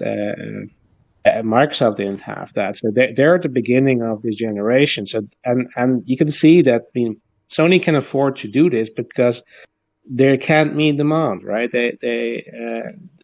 Their demand is higher than the stock they have. So obviously they made a calculation here, right? I mean, they had to do it because of the resource prices and the currency fluctuations, cost increase. And they also figured out, okay, if we do this, what will be the net effect on, sales, right? Will people buy less consoles if we raise the price? And I think they probably calculate, okay, if we raise them by this much, it's not going to affect demand, or not enough for us to see a drop in revenue or a drop in profits. And if you're in a position where your item is the hot next hot thing, and everybody wants it, nobody can get it because it's constantly being sold out. You can afford it. So no, I don't think that this is going to have any, aside from talking heads, it's not going to have any long-lasting repercussions for Sony. The PlayStation 5 is still going to sell out like a hot pie, whatever the expression is. I'm not worried in that department. Again, it sucks. If you were waiting for a PlayStation 5 and now you see that the price has increased, it sucks. But on the other hand, it's not that it's that expensive now, and I think a lot of people have probably paid more than the original $500 euro price. I mean, I actually paid more, and I didn't even pay more because of scalpers. I got it from Amazon Germany, and they apparently have a tax on electronics, so I had to pay 20 euros more. So effectively, the price would have been raised by me for 30 euros right now if I had to buy them. Okay. So yeah, I mean, again, it sucks, but I don't think it's as dramatic as people make it out to be. And Exactly. Okay. Talk about they can't get food and water. I'm like, if somebody is in need of the basics. We understand that, then Morgan. Sorry, but I'm not gonna like this because I listened to Persona's rant and everything he said is true and it's disgusting. That's why I do you try still not to put. believe, Omar, that you like you said in your space you want Xbox to be the new market leader? Yes, but for a different reason now. And which is I'm gonna go talk about it. I'm gonna start with Wi-Fi Reap. How would you rate? How happy are you with how PlayStation is moving right now compared to the previous gen? So I'm Put the kind of games I'm aside, cause you're yeah, gaming, you're okay, having okay. fun. You're right. You're right. I was about to say I got the games coming, so I'm not really, phased by this. But okay, look, I will say this. Um, I agree with Wup's podcast this morning. Um, PlayStation moved a lot differently back when Herman Hulse was in charge. Um, and No, I'm you hearing too. mean I'm you mean Sean uh, Layden, Sean Layden, Sean Sean Layden, Sean Layden? Layden. So yeah, Sean. Yeah. Yeah, and I'm hearing that I'm hearing about all these movies and PC moves, and I'm not hearing nothing about games. With that being said, as long as I keep getting games to play, I'm not complaining. But I got my head on a swivel. I'm alert, and I see that they're moving in a direction I don't like. Out of 10, how would you rate them?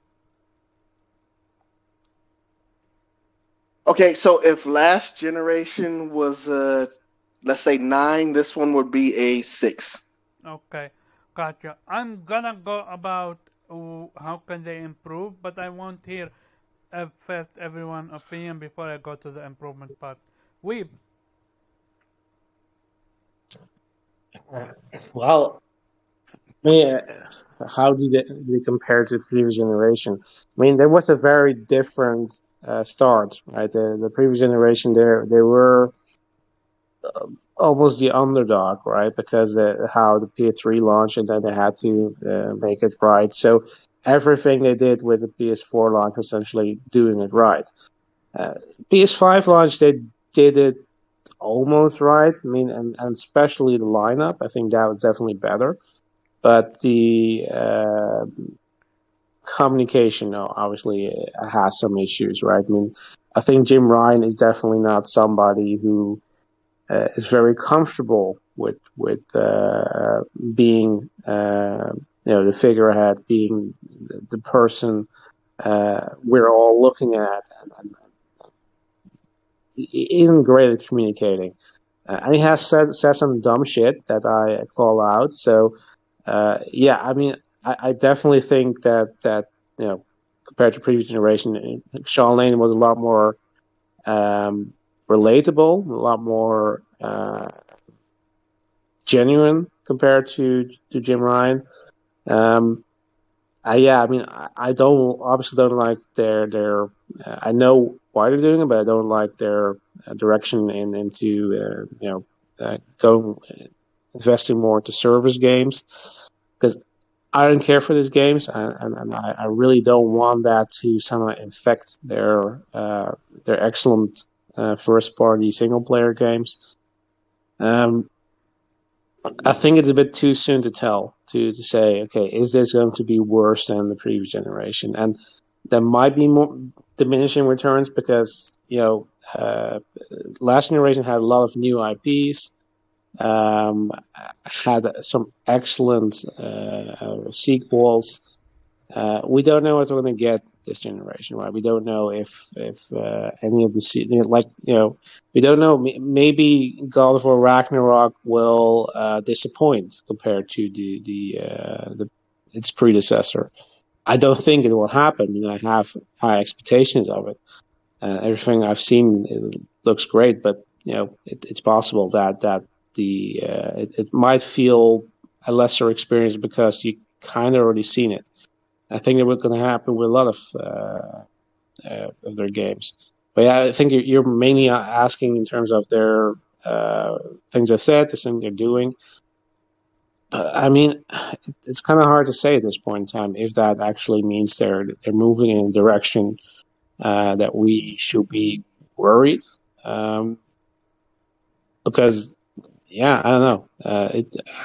I can't really put my finger on it right now if that's something I should be worried about. But again, be like keep your eye open, be skeptical, don't accept everything. And the only thing I can say is that at least it does seem like they're more susceptible to what people think or say on social media, because I like the PS4, like eventually I think the big thing was the crossplay thing, right?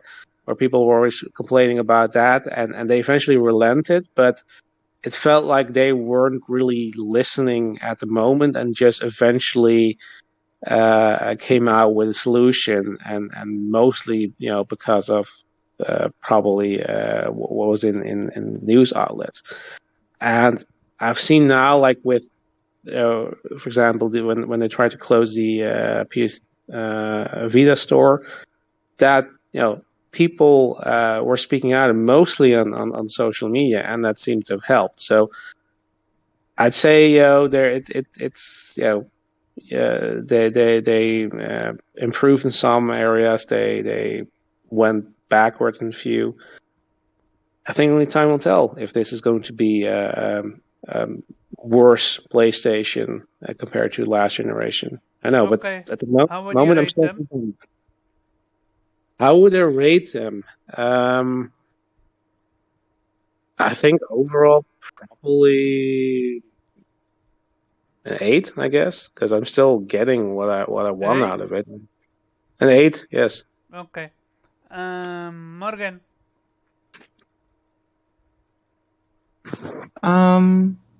I don't know. I think kind of unfair to try to compare PS5 to PS4. PS4 is a Absolutely not. full generation, but honestly, I Why mean, is it unfair? Go ahead. Explain to us. Why is it unfair? because it was 7 years culmination. You can't. We're not even 2 years into this generation yet, so it's not. You can't Okay. really compare Okay. one to the other Okay. yet. How when we already seen the changes that are being But made? have those changes affected anything as of yet? Yep, they absolutely have.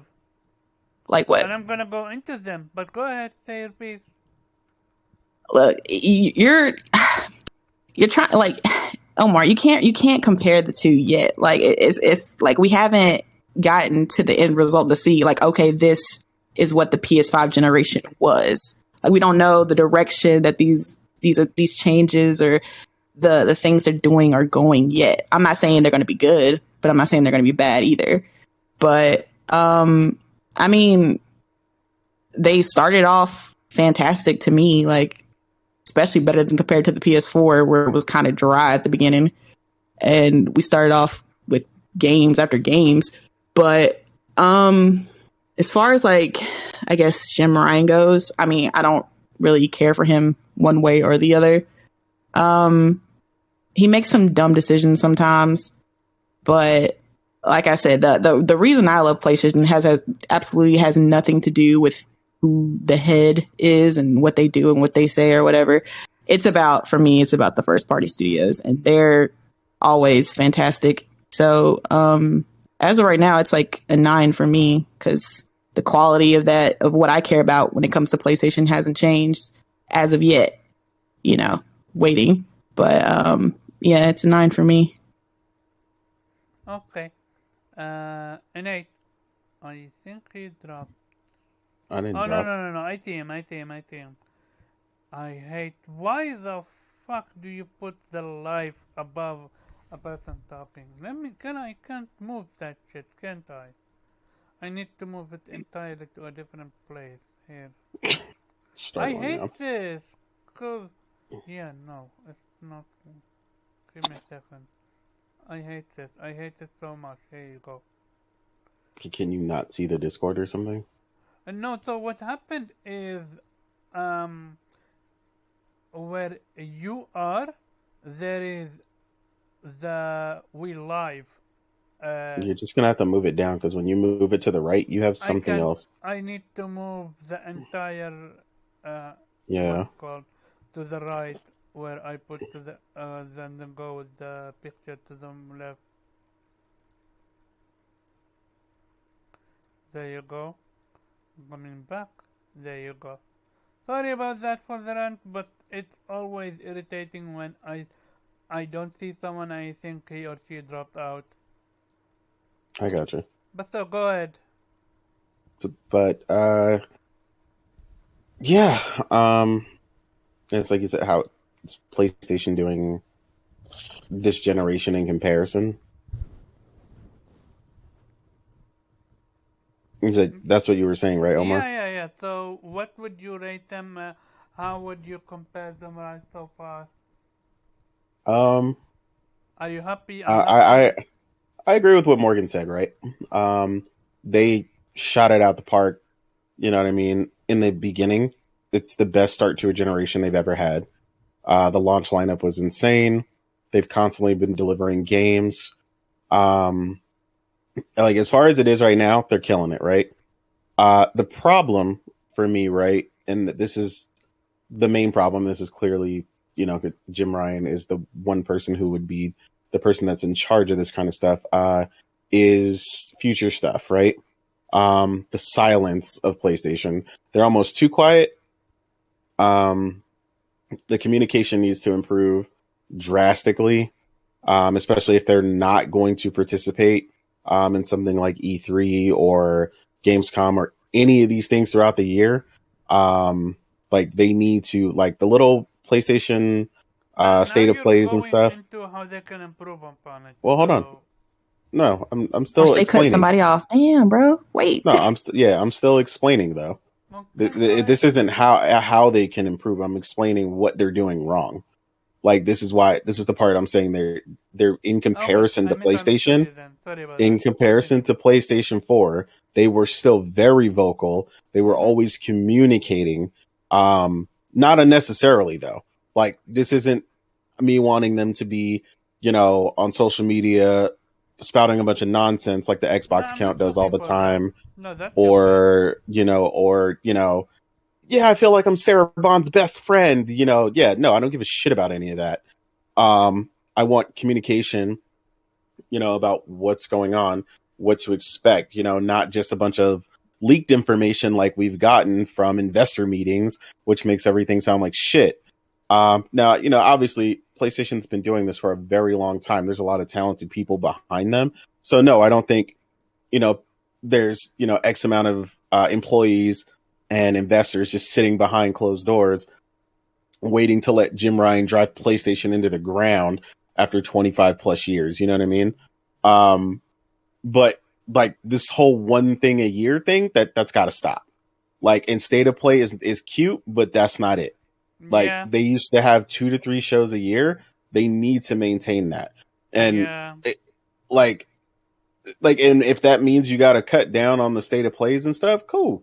Only do the state of plays for like breakdowns for like, God of War and the way they did with like Horizon and so on and so forth, right? Because you need to have these shows and they don't have to be mega shows, right? PlayStation was very good at having their big show, like they're talking about up and coming right now, and having at least one or two other shows like Tokyo Game Show or whatever and showcasing what's coming. So now it's like the expectation, which is something I don't think that they're anticipating, is so much higher for this showcase because they've shown absolutely nothing all year. Largely because we know what's coming, right? Like I told you, it's not about what's happening today. Because we already know who's winning that race, right? PlayStation's dropping game after game after game. The same way that we know Nintendo is doing the same thing, and we know Xbox ain't doing shit. So them being vocal is irrelevant to me. But the future though, 2023, 2024, what's the progress like? What's the insight at some of these studios? Some of these studios are working on 2 to 3 projects. Like we need to see what's happening. What's the idea for this roadmap? when are we going to get some of these games that we're anticipating into the future, and not just third party, right? Like third party's doing a phenomenal job. Funny enough, almost more than anybody. We know full well a ton of games. We know the first half of next year is crowded to death. So all that stuff, third party, essentially, when you're talking about generational stuff, third party's doing phenomenal. Being very communicative, and constantly keeping everybody up to date. But yeah, that's probably the biggest loss for PlayStation needs to control the flow of information way better, and stop running into this stuff, getting blindsided by like leaked footage and all this other random stuff. But like I said, all that stuff keeps happening because of the lack of communication. Like the video they released for The Last of Us, right? That was clearly already ready, right? But they were holding it, and then they released it because of the leaked information, and shit got really confusing. Like this is what I'm saying. Like they need to get ahead of a lot of this stuff. But yeah, man, it's complicated, but that's their biggest thing because we know they're working on stuff, right? But we haven't been able to have that conversation all year. Now it's kind of been like cool because we're playing games, right? Because that's what I want first and foremost. I never want that to not to change and not be the focus because I can't play 2023. That's time away. You know what I mean? It's about what am I playing right now. But when it comes to PlayStation and what they're showing, their communication for future and roadmap and stuff need to be laid out, and it needs to happen more than once a year. Like the communication just is not there. And no, not the blowout, triple screen jumbotron holy shit show like they do it at when they used to do it at E3. Like I expect this upcoming show to be that though. It's just they need to do a better job of communicating throughout the year, giving smaller updates, and stuff like that. Like they've done it before. It's not like we're asking for something unheard of. And I think that's what they did with the PlayStation 4 generation, on top of being in their stride,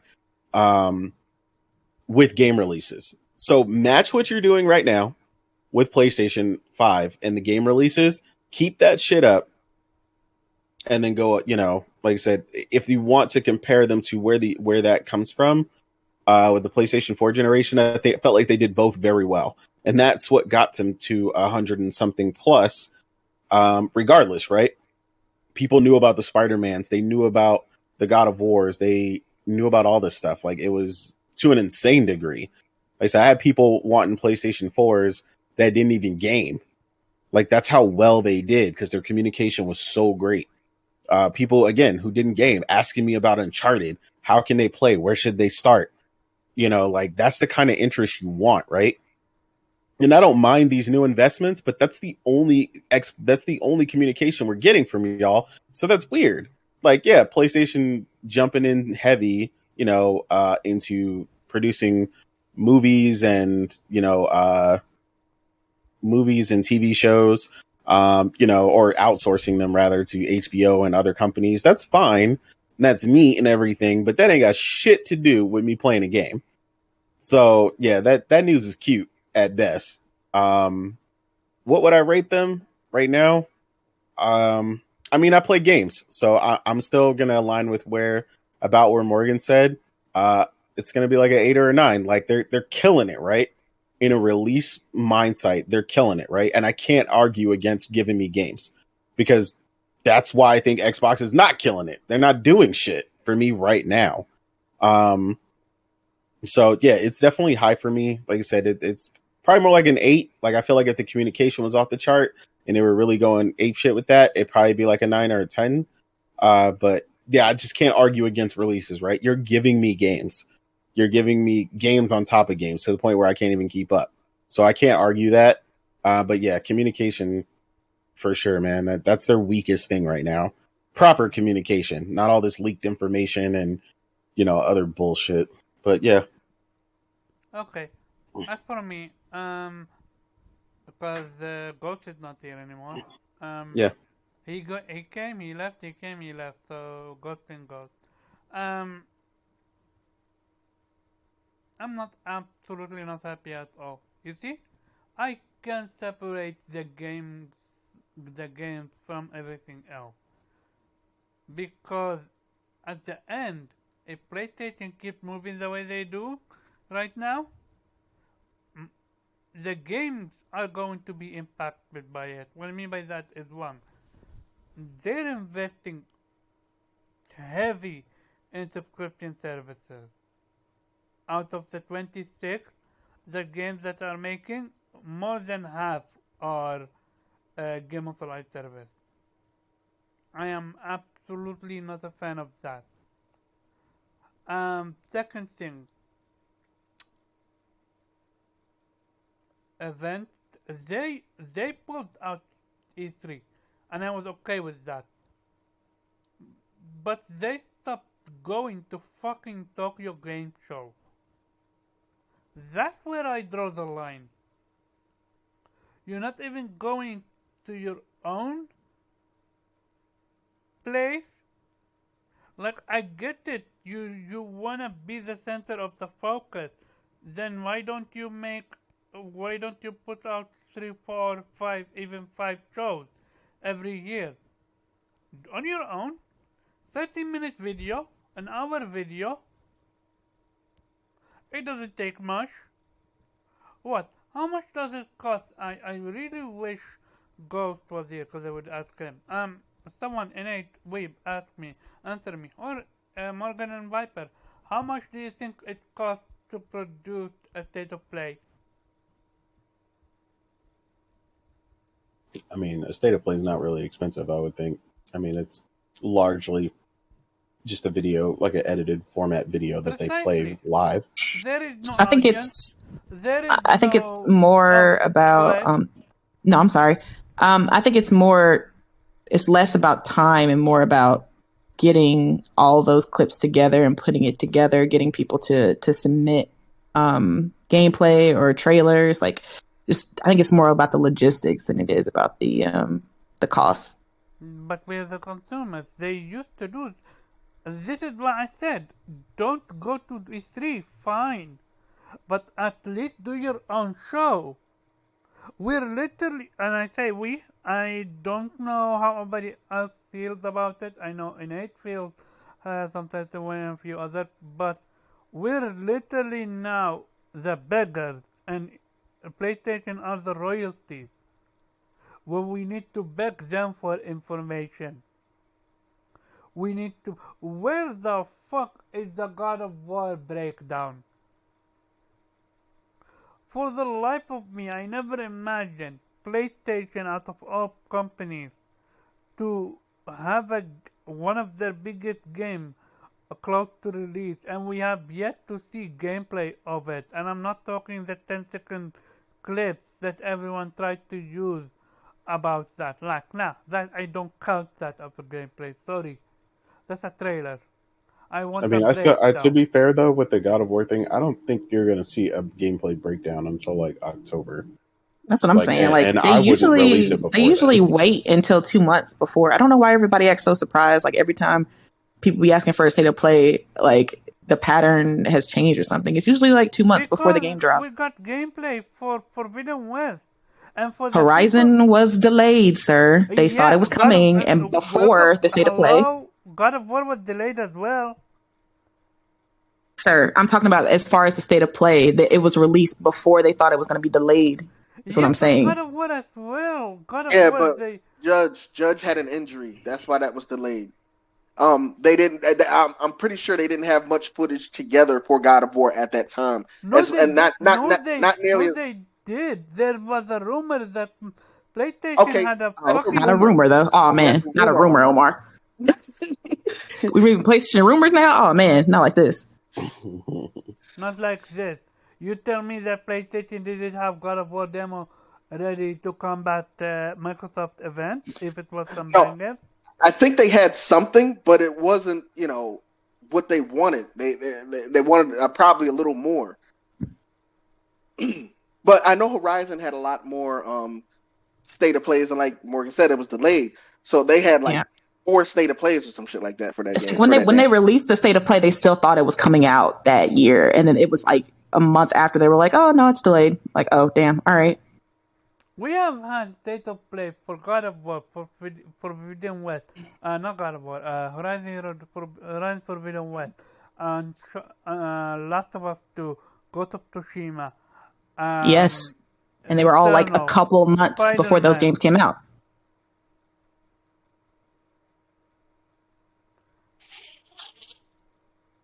Every single one of them? Yeah. Like Miles came out, September? The game released in November.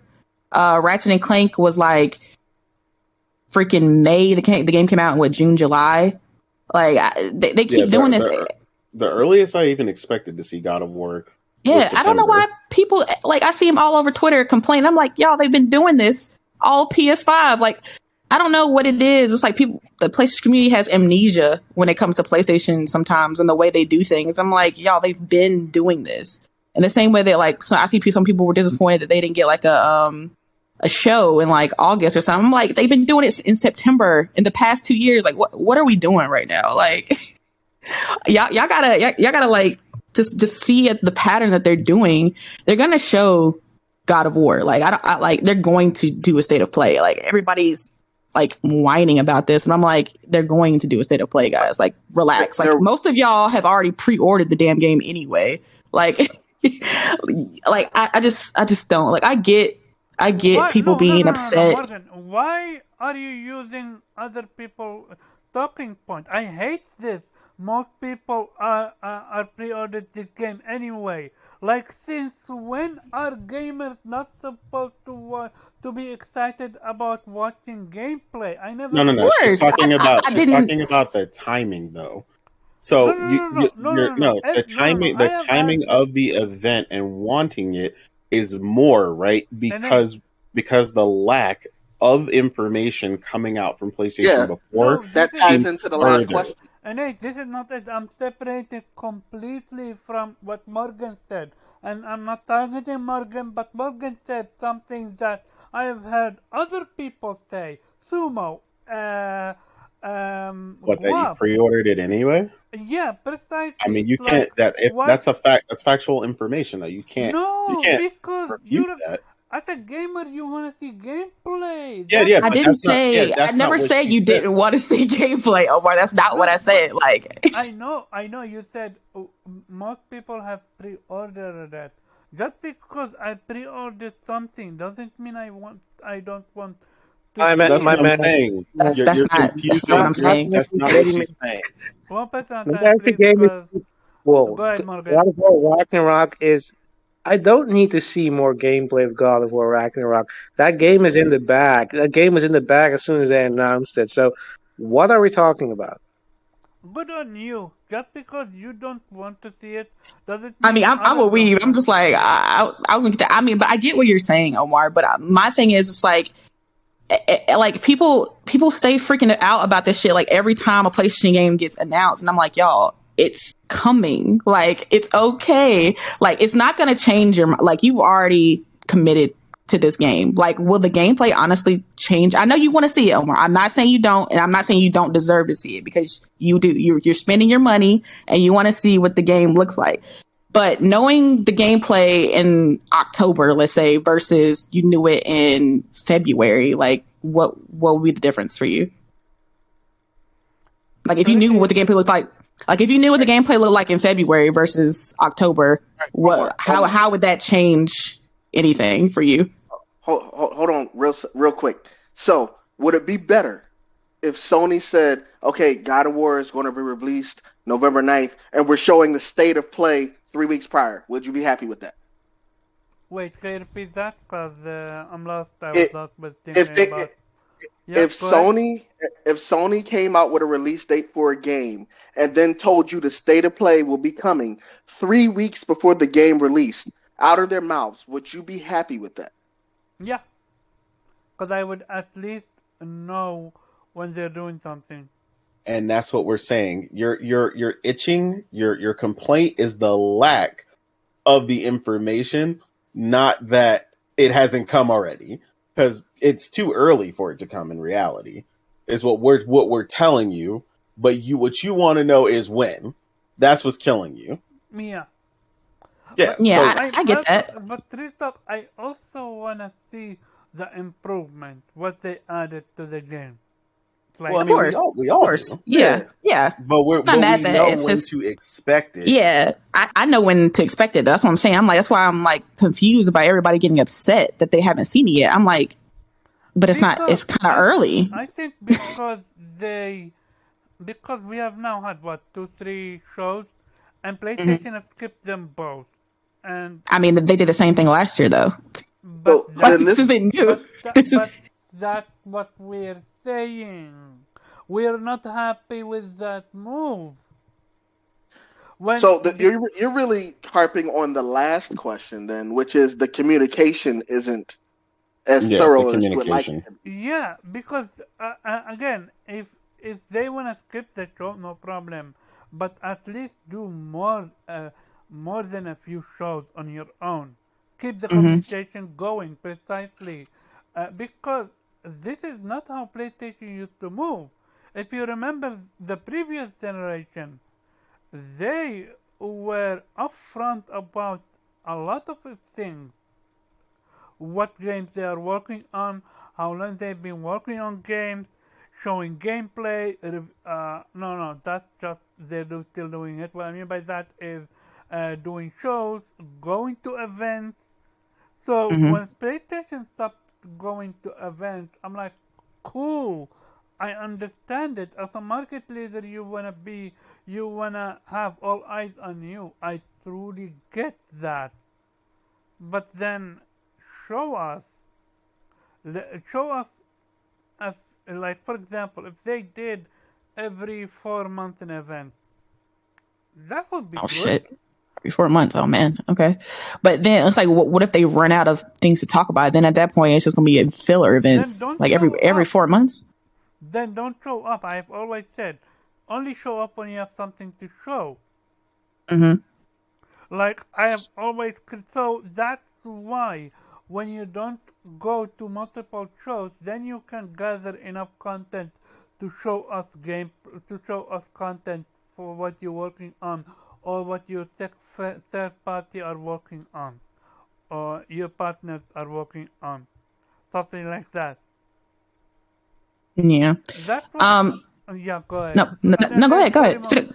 sorry for No, you're going. gay. Because I it's no, I get perfect it's a because very emotional topic. I get it. no, I get it. Like 'cause no, I because know it's you not love PlayStation. you. It's okay. No, I no, know. no, I it's know. not you. It's just, again, I have had this conversation with Sumo, with Guap, with others that genuinely don't understand the concept that as a gamer you're supposed to be excited about gameplay.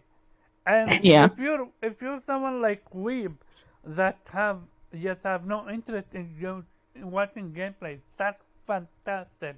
At least you choose not to do so, and that's what it's about. I'm all Yeah, but well I with. was gonna say Sumo is if you've ever talked to Sumo, when Sumo talks, whether or not he actually feels that way, Sumo's arguments are always about short sighted things, not What do you mean? long But he's a not cool dude. long He's a term things. respectful dude. No, Sumo's dope. I'm just saying his focus is what's happening tomorrow, not what's happening a year from now. Like every Mm-hmm. time they discuss gaming, it's about what's happening right now. Mm-hmm. So his dates, oh no, they're releasing games. I'm good.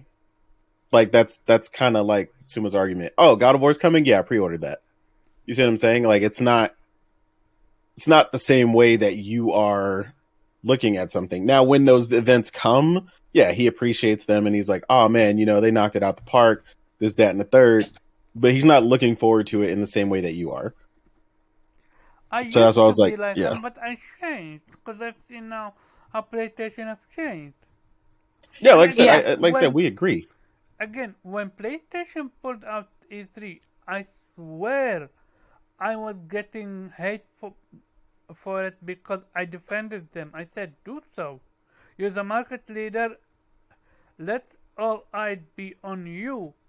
You don't need to rent a place, and because I know it's expensive. I didn't know back then, but apparently it's super expensive to rent areas and stuff like that.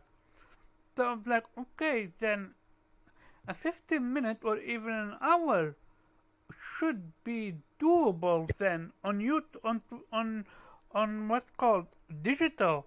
That doesn't cost you a lot. And let's say you need to gather information and stuff, gameplay footage and stuff like that. That's just time.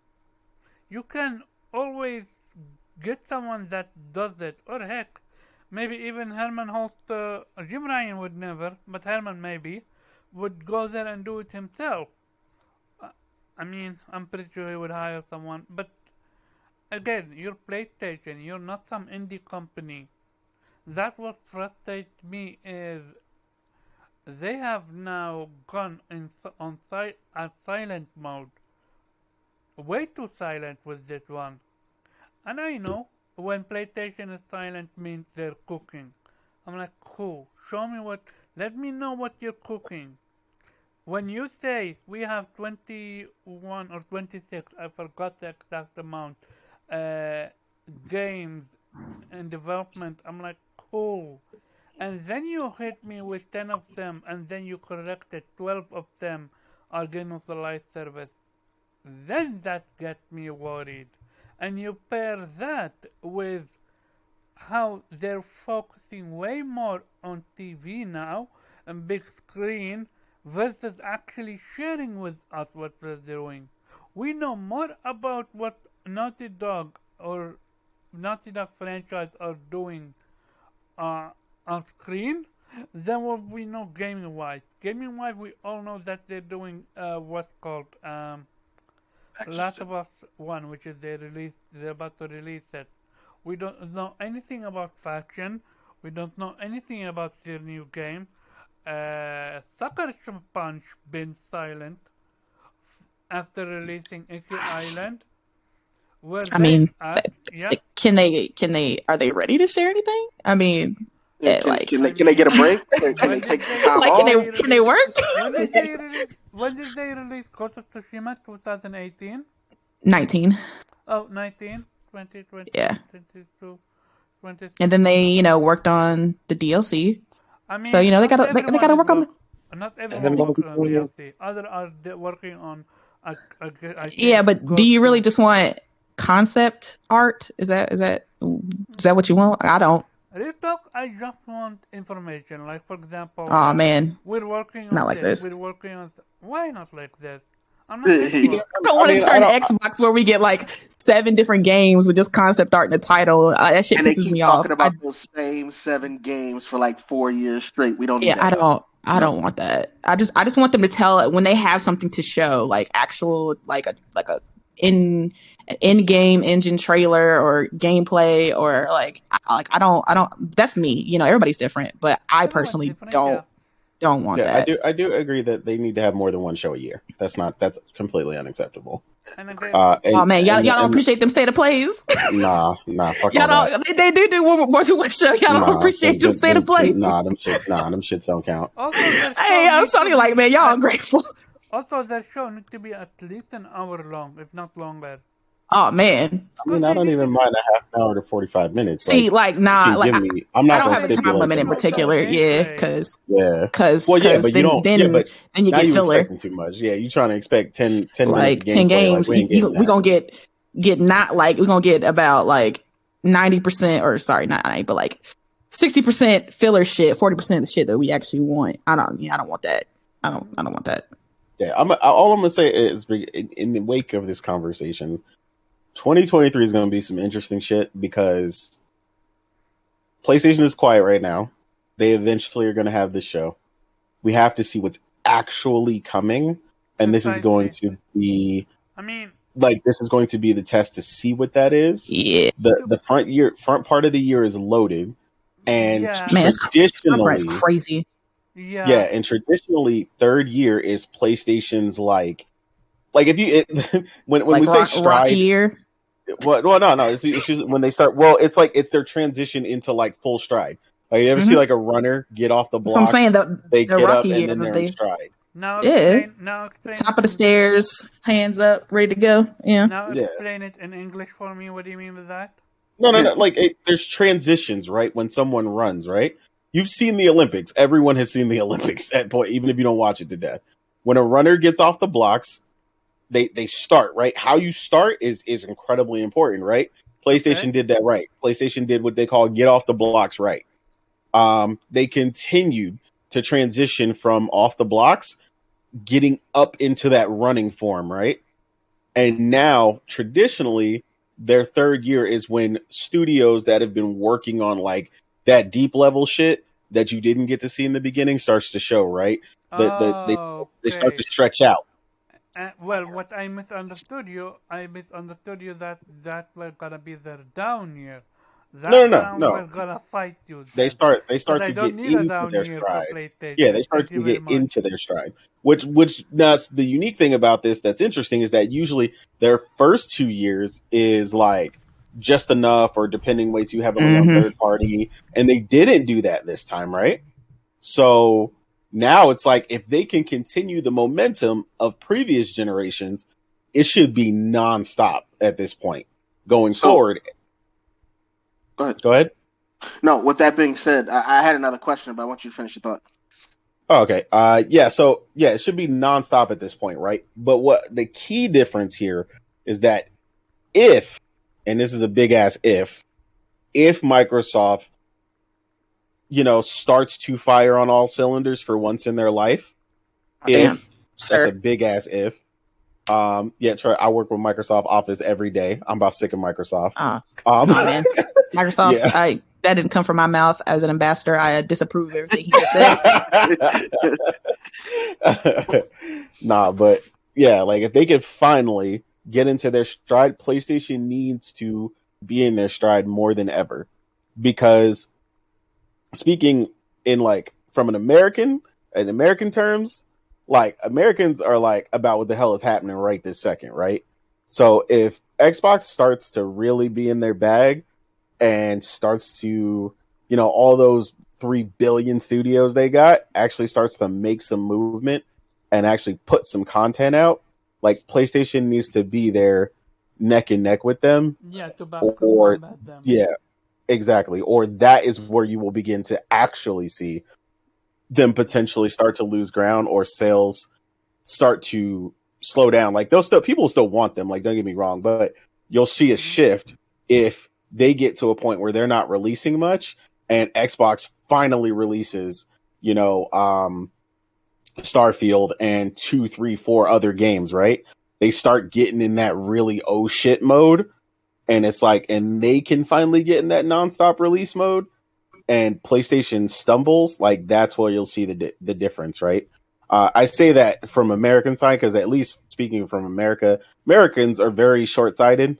They're like I Jeez, said, it's you. just Oh man, the they are. insults being flung today. Oh jeez. All right. They are. They Oh are. man. The 360 generation proved that. So they couldn't wait 10 minutes to get a PS3, so they all rushed out and bought 360s. See, I don't associate with those Americans, but yeah, okay. Yeah, so I'm not gonna lie, I did it once. I didn't want to wait for the PSP, and I bought that ugly ass first iteration Nintendo DS, and I took that shit back to the store because it was fucking disappointing.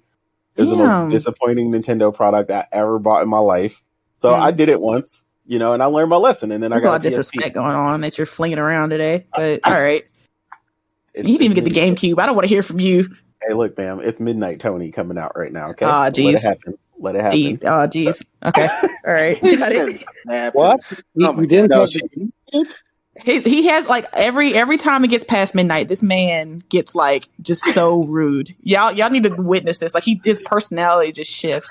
Like he'll be So on Twitter just talking shit. Like look at this post, Morgan. Oh my god. I'm like, what did he do to you? Oh, I so I see need it to now. change. So I need to change what's called my times to Yeah, like he midnight just as gets well. so I rude. like Like Not the I After like Dark podcast, different though. things, Tony. Because to yeah, like me you'll see him get rude, man.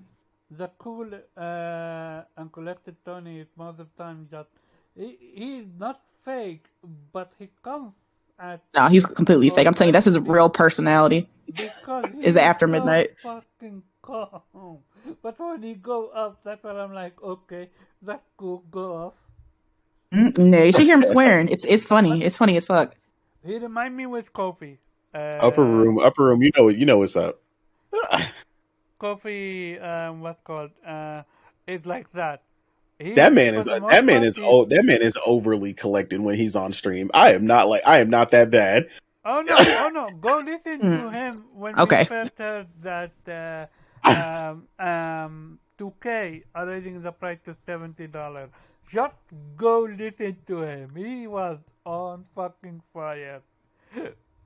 Oh yeah, I honestly I just laughed at that because I was in a conversation with some people the other day, and all the shit they were talking about NBA 2K, they all still ordering it. They was like, yeah, I'm gonna show them. The main I'm one's a, talking shit.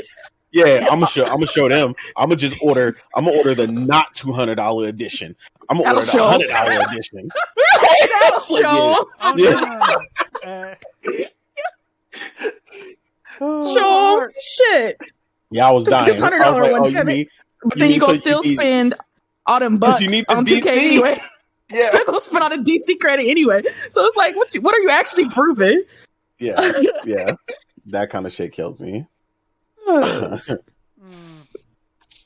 man. You gonna get this money later instead of immediately. Put them all in front, damn it. You gonna have to wait. Oh shit. Covered how they can fix this. Yeah, I mean, essentially better communication. I mean, Yeah. we all don't want it at the same level, but we all agree better communication. You know, Yeah. obviously needs to happen. Okay, so the yeah. question that I had pertaining to the better communication. So in a lifetime, PlayStation has been out since what, 96? It's 30 some odd years. 30 some odd years, right? So there's usually a beginning, a middle, and an end. And the middle is where they apex and become the most popular. Do you think we've already hit that point, or do you think not the peak? Or do you think? I don't. It I think it's depends. coming. No, actually, it depends. It depends of besides that because we are dealing with a different PlayStation now. So if they give us how should I say this? We know they have 10 to 12 games as a live service that they are gonna release. It depends when they release those and how they release those. So then, what you're saying is this is the peak right now. That's what I'm saying. It can Well, be the peak. it shouldn't be. Or If it is, going into. if it is, they're in trouble. What I'm saying is traditionally, this is the transition into Oh, the no. peak. I'm not talking about per generation. I'm talking about Sony PlayStation as a whole, starting from 96. Sony's What do you never mean by gonna. They're never gonna. You mean like they're never gonna yeah, fall. Damn it. yeah, Yeah, I feel like they have constantly like done what you're saying, right? Every time you thought they couldn't go higher, like people would say, like, you know, obviously they went insane during PS2, but we know why the numbers were that high, right? It was a freaking DVD player. Like we all get that. That's true.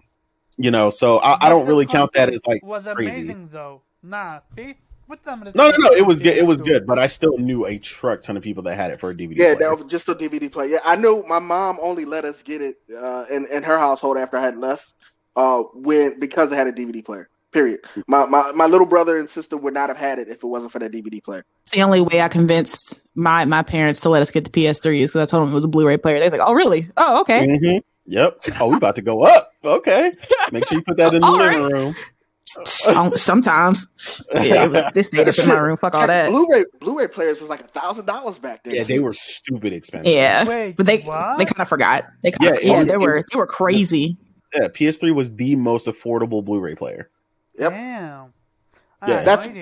That was the reason why the cost was so high, because Blu-ray players were selling for like $1,100, $1,200 at that time. Yep, ridiculous amounts. Yeah, it was insane. Fucking TV prices. Like what? What's up? Hey, what up, Link? Hey, it was at the same time.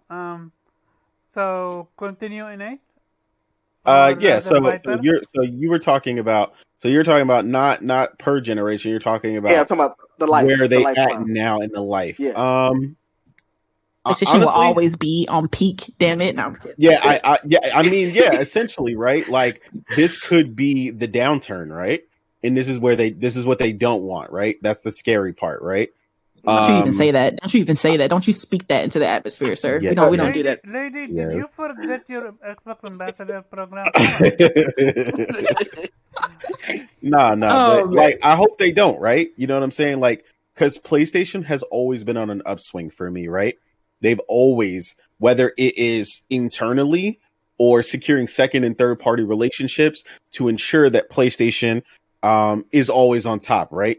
No matter who the leader is. Like right now, people want to, which is completely inaccurate for the record, but people want to say, you know, Nintendo Switch is on top. That that is a completely different device. But How but dare you? yeah, I know. Trust me, they come in for me. Um, the Stay on your this lane. this should be the upswing, right? Like it should keep going.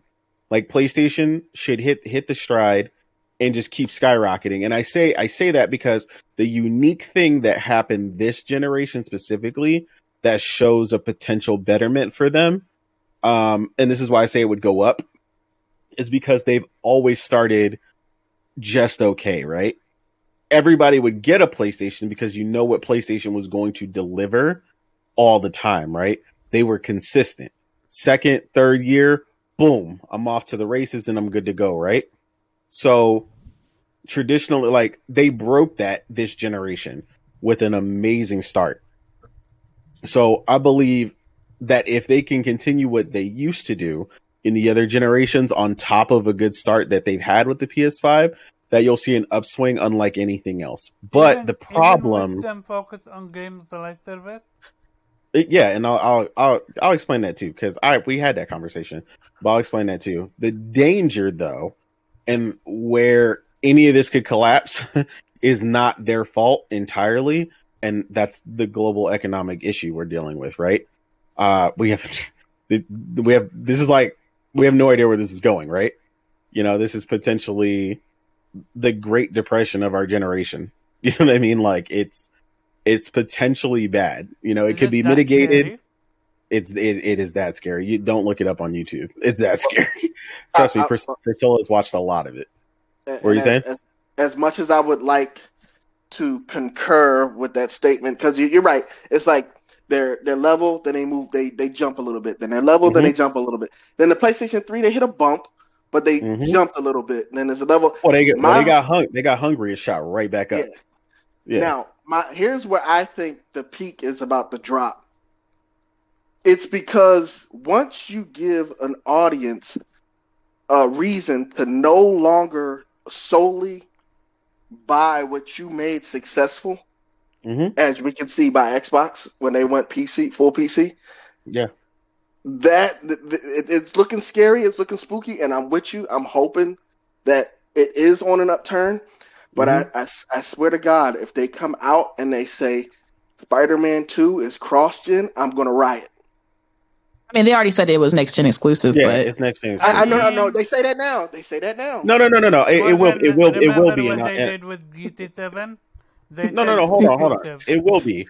It will be, and I'll tell you why. Because this hasn't changed, right? Despite what they Uh-huh. tried to say in the beginning, PlayStation traditionally supports crossplay just slightly into like that 2.5 range, and then they start to fall off drastically, and then you get cross-gen games still from third party here and there, and you'll still like 2027 will be like the very last PS4 game.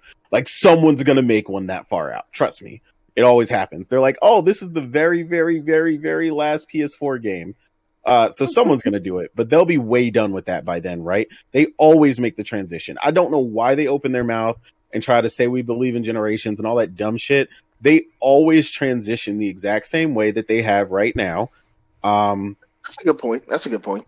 Yeah, so trust me, but like you said, the other difference that's changing, right, is are you going to maintain the gap between you and PC?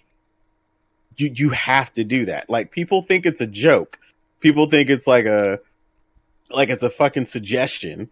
Like What do you mean? no, so the release gap, like that 3-4 years, they need to maintain that in order to also get that. Like he was saying, if they went day and date, and I'm explaining this changes in a bunch of other ways, right?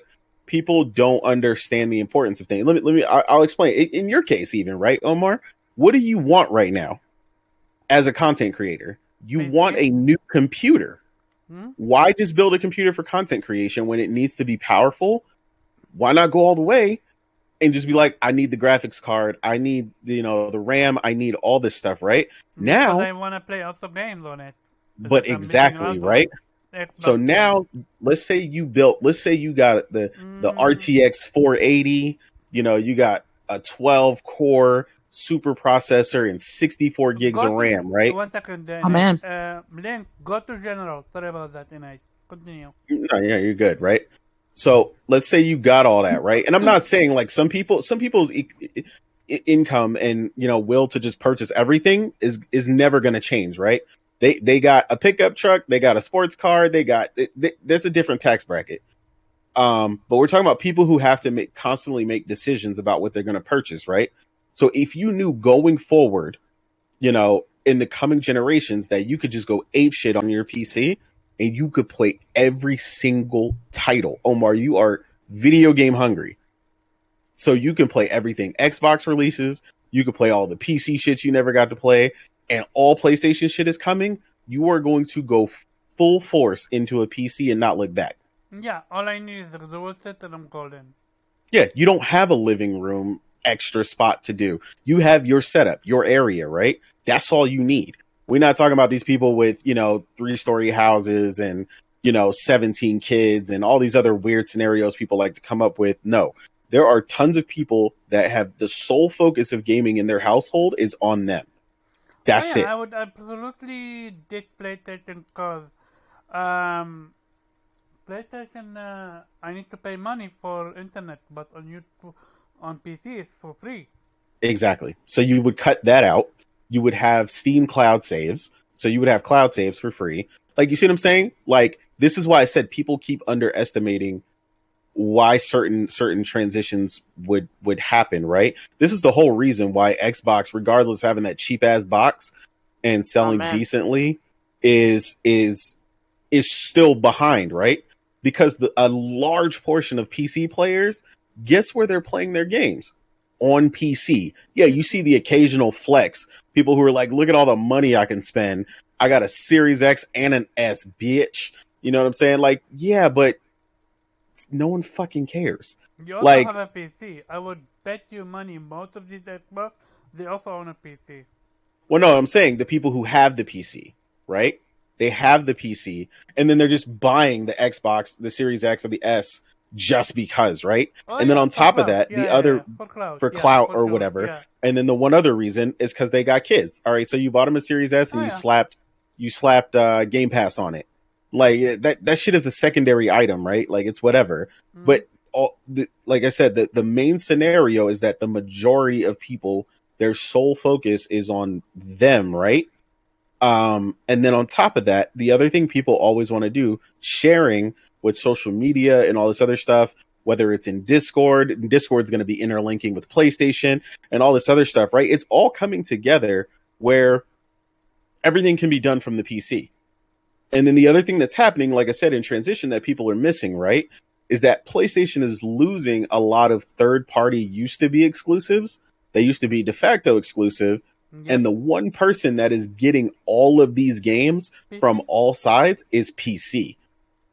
Like, so this is They so lost like the what Persona franchise, they lost the Yakuza franchise, they they lost lost the Cold Yakuza. Steel franchise, they lost, they lost a lot of franchise. It's not even funny anymore. Like, Exactly. Yakuza done, Cold Steel done, Persona Street done. Fighter. East 9, Yeah, Street the Fighter. East Yeah, franchise done. What do you say? Street Street Fighter. Fighter. Oh, That's Street now coming Fighter out multi. also now no longer But exclusive. that's always been multi-plat though. That was just No, Well, no, I mean before, but we were saying like they had it as a like, they didn't, but but they they had it funded as it an because exclusive back Capcom then. was but Capcom was in a financial situation. Sony Oh yeah, funded it. yeah, I know. That's yeah, that's an but exception. talking But about what we're saying is like it's just on the list of things they're losing. It's just getting bigger. yeah, Like, PlayStation is no longer the big dog that they used to be. yeah, like certain things that could shore up their stuff, right? I could tell people, hey, yo, the only place to play. Now, don't get me wrong, they're still going to be the de facto pick for a lot of these things, and like a lot of these RPGs and stuff are still going to sell like absolute trash on an Xbox. But the point is, I Right. can no About longer Game Pass numbers, sir. Yeah, no, yeah, Lady, no. don't remember your ambassador program or something. Listen. It's about the Game Pass. Yeah, but you're right? Like the problem is when people would ask me, right? And I've told people, I've always been straight up, right? People always come to me, what should I play, right? Especially people who don't play or who've been out of it for a bit, right? I can no longer tell this person, hey, well, if you want to play this, and this, what I'm saying, you need a PlayStation, right? Like, what can what do I need a PlayStation for? But can you tell them to buy a PlayStation because you can play all of those games day one? I mean, potentially, right? But no, it's not potentially. It is. No, it is. It is the I'm truth. gonna explain why. Why. Where can you play Octopath right now? I mean, there's going to be select titles that's going to be in certain places, right? I know, but that's happening. That's a smaller game, though. That's a smaller title. It is, but people also Persona was a smaller title, and now everybody's foaming at the mouth over that shit. Dude, Octopath was called Astral Chain, Live a Live, Xenoblade 3. I'm dying to play them all. So yeah, like as they're losing them, like Nintendo is actually gaining a lot more. So like I'm not saying like it's not that PlayStation is losing, right? Entirely. I'm saying they're losing a lot of these reasons that used to be the de facto reason that you needed the PlayStation. And it's like Persona. Yeah, like I would now with this move, I would not be surprised if Persona 6 is not exclusive. Well, and that's I doubt it's going to be. Yeah, I don't think it's gonna be, but that's how big a move that is now, right? And if that's become such a big move. That's gonna be such a big move. That would be huge. Exclusive. And this doesn't take away from the fact that PlayStation still has their first party games, right? No one's taking that away. But if that shit hasn't done it for you by now, like that's never gonna be the entire reason you're gonna have it, right? Like the key is all these other things PlayStation used to be good at. It's the thing that Xbox dudes always Final complain Fantasy about. Though. We do. For now, yeah. That's why it's the scary part. Holding on. Because now money Mm-hmm. and energy are going away from third-party development titles to now Game as a Live Service titles. And that's going to be a make or break for PlayStation. Oh wait, so that's what I was going to explain to you, Omar. Okay, go ahead. Sorry so about the live service thing, like I said, the one thing I would just be careful of before you see it, right? Don't think of live service games as just Overwatch, right? Like I said, a large portion of what I believe PlayStation is looking into, is just supporting some of the single player story driven games in a much more aggressive fashion to the point where they become essentially a live service game, right? Like I said, I know you haven't seen this practice because you didn't play Assassin's Creed Valhalla, but Assassin's Creed Valhalla, you told me about it. Yeah, that is so many content. That it's essentially a live service game, right? But it's not multiplayer focused. How can it be a live service?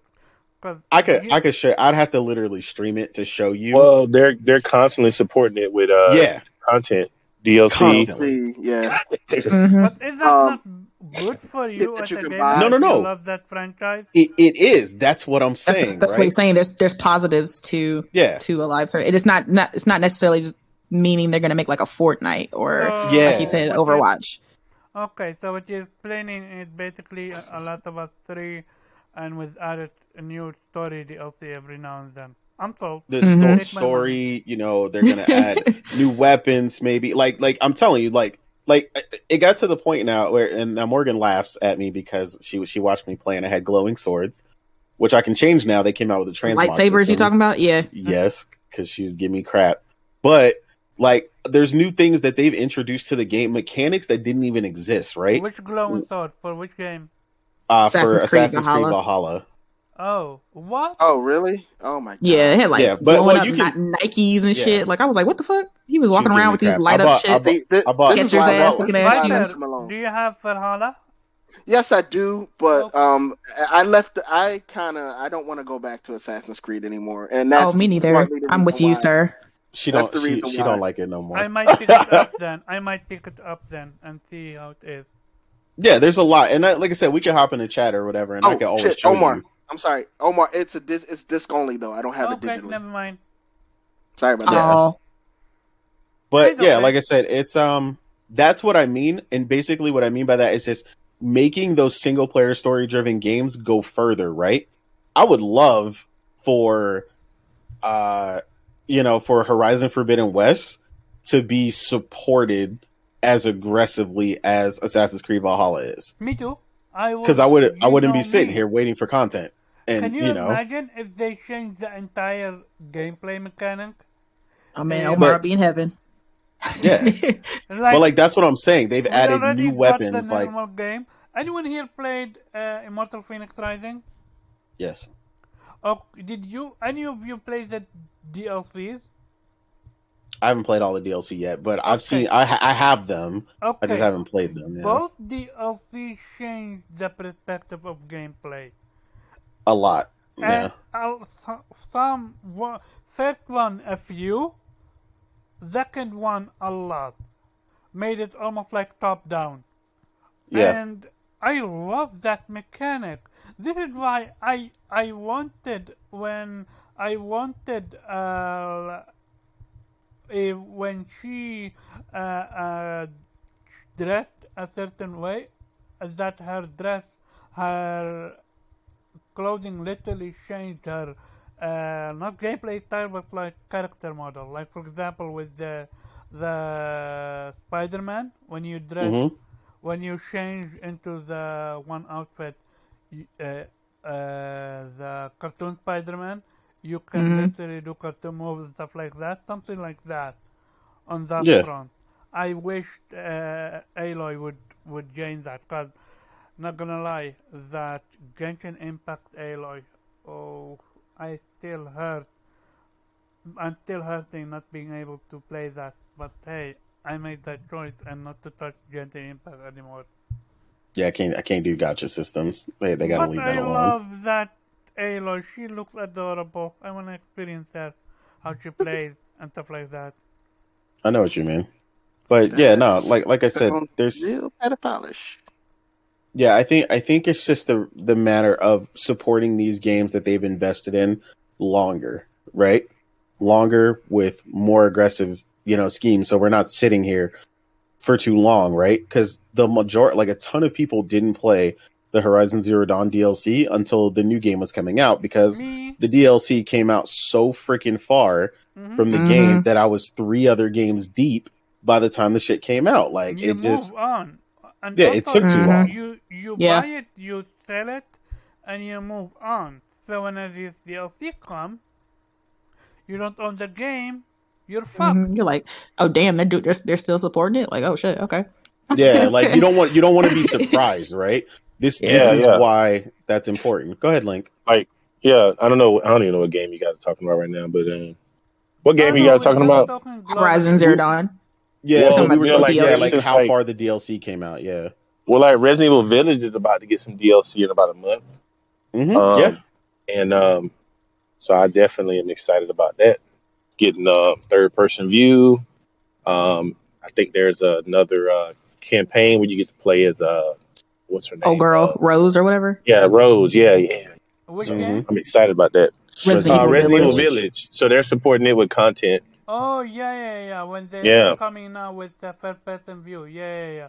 And then Mm-hmm. there's also the DLC, yeah. Might be Now, able to see- play it with that. Yeah. Now, see, the I can't important stand that thing first about person. that. I don't like the first person. I like my It's Resident Evil third scary. person. Yeah, I need it But I third did so I can see enjoy Resident Evil everything. Village. What? I did enjoy Village. Yeah. Well, no, but I was saying the important thing that they did with that, right, is even though it hasn't been ready for a bit, they constantly communicated that it was coming and promoted it. So now Yeah. people are not getting blindsided and like, oh my god, what? There's DLC coming? Holy shit! You know, and freaking They the fuck out. prepared us and they showed us gameplay for it. Yeah, we so know even it's though a it good wasn't one. ready to be delivered to us yet, we know, like, hey, hold on to that shit because it's about to get dope. You know what I'm saying? That's what I'm looking for PlayStation. Yeah, that's what I'm saying. That's a good example of communication. Like a bunch of people held on to that game or didn't get rid of it or, drop it or delete it entirely if they really liked it because they're like, ooh, I want that. You know what I'm saying? They communicated that well. Even before they were ready to show it, they told us, we are going to do this, this, and this. This is what our ideas are. We're going to go forward with this. And we can't wait to show you more. Like everybody's like, all right, bet. And gradually over time, as it got more and more ready, they started to show us. And now we're getting to the point where like Link was saying, it's about to drop. And I've seen tons of fanfare with that game on my timeline as it gets closer. And lots of people are excited. That's literally free promotion. I mean, free promoting, and they're doing wonders with it. Mm-hmm. That's how. Yeah, so that's a really good example. Mm. But yeah, they definitely, if that is what they're essentially trying to do, which makes sense, right? That game as a live service. This is what you think they What? gonna do? Yeah. I'm saying this is what they could do, right? Because now instead of, I'm not saying they're not coming with some of them. I'm not saying some of them ain't gonna be the Fortnite. They're absolutely coming with some Fortnite, but I don't want them all 12 to be Fortnite. I think they'll still be heavy with the single player story driven, except just more heavy on the support. And so now these franchises that they invested $100 million or $200 million will go further, and they realize look how much we can expand. Right? We hear it all the time. If you watched any of the documentaries, we had 67 ideas in the pipeline that we wish we could have implemented. But like Robert said in a space not too long ago, hey, look, we all got a million ideas, but eventually the game got to come out. So production has to come by and be like, look, motherfucker, this the last skill y'all can put in this game because we got to start polishing. We got to start, doing all this shit, and we got to print the disc. That shit's got to go gold by Tuesday. Okay, then you know what I'm saying? Make it DLC. No, but that's what I'm saying. Like that, now they will support it potentially more aggressively, right? Not just waiting for that. For it. And exactly. Then, okay. Yeah, okay, that much. Yeah, you're not losing the talent. You're also not bleeding the talent. You're giving people tons of work to do. Like you're even creates a system to retain talent. Win. I have a question. Do you think PlayStation fucked up by not picking up? I forgot if I asked this last week or 2 weeks ago, but feel free to ask it, to answer it. The PlayStation fucked up by not picking up the studio behind Rocket League, and also the studio behind Fall Guy, because both of them got big because of PlayStation. I mean, I wouldn't think the Fall Guys one was as big, but I mean, Rocket League was insane. Yeah. But part of that, right? Only reason I would say they should have picked him up is if they were just going to let it go multi-platform anyway. Money, it would have been a money move. If you're going not per se multi-platform, but like that's revenue for yourself. Yeah. So yeah, they would have definitely started to bring it to PC, stuff like that, and that's where it exploded. With Destiny, so. Yeah, I mean, I think they're seeing that, and this is why a lot of people were saying, and this is where I agree, right? These multiplayer games are going to be the come to PC day one releases, right? Because you need a player base that's much larger than what you're used to. But would you not shoot yourself in the foot by that one? Because now people are gonna expect the next Last of Us to be also day one. And they can expect all they want, and then when they have to wait 3 to 4 years, this is what I'm saying. This is the strategy. But we know how PlayStation can handle criticism. The second you criticize them, they're gonna buckle down. But that's why I said this is where you got to stick to the plan, right? Stick to the plan. They've done it before, right? SIE, what was a multi-platform developer that was underneath PlayStation, right? they made MMOs and stuff that released on PC and PlayStation, right? They're basically essentially doing the same thing with some of these games that are going to be multiplayer focused. Continue to do that and continue to starve PC people for 3 to 4 years, waiting and foaming at the Hey, they're mouth. starving you as well, Nate. He got a PlayStation. Hey, but I got he a good. PlayStation though. Yeah. And that's why I got one. But the moment they fuck around and find out. Release that Baby. shit day and date. Fuck around and find out. I was like, Baby, I will take that $500, that $600 I usually put in that PlayStation, buy me a fat ass GPU real quick. Instead of a 3080, I'm gonna have a 3090 Ti. PC Master and I'm Race? All the way? all day. Every day? All day. All day. Okay. We And have then- a traitor. We have a traitor, but trust me, I'm gonna be ahead of you if that happens. Yeah. But you know what's Why would crazy I on need top a of that? pla- On top 'Cause of that, yeah, go ahead. that PC can already nobody will tell you this because no one talks about it. I can play everything. So I have an older laptop, right, that I used to take to work with me. I was playing something with a friend. And I realized if it is installed on my PC at home, I can start it on Steam and it will basically act like remote play does for my PS5. So they already essentially integrated remote play into Steam. Like, and most people don't even know that's a thing because you literally have to try it to know that it'll do it. It'll ask you, would you like to play natively or would you like to launch from your system at home?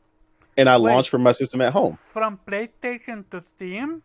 No, not PlayStation to Steam. From my Steam at home. His laptop. From Steam to Steam. Okay, so my laptop is too weak to play the game I was playing, but I was playing the game at maximum fidelity at like a 1-to-1 control ratio, the same as like remote play from work on my laptop. Nice.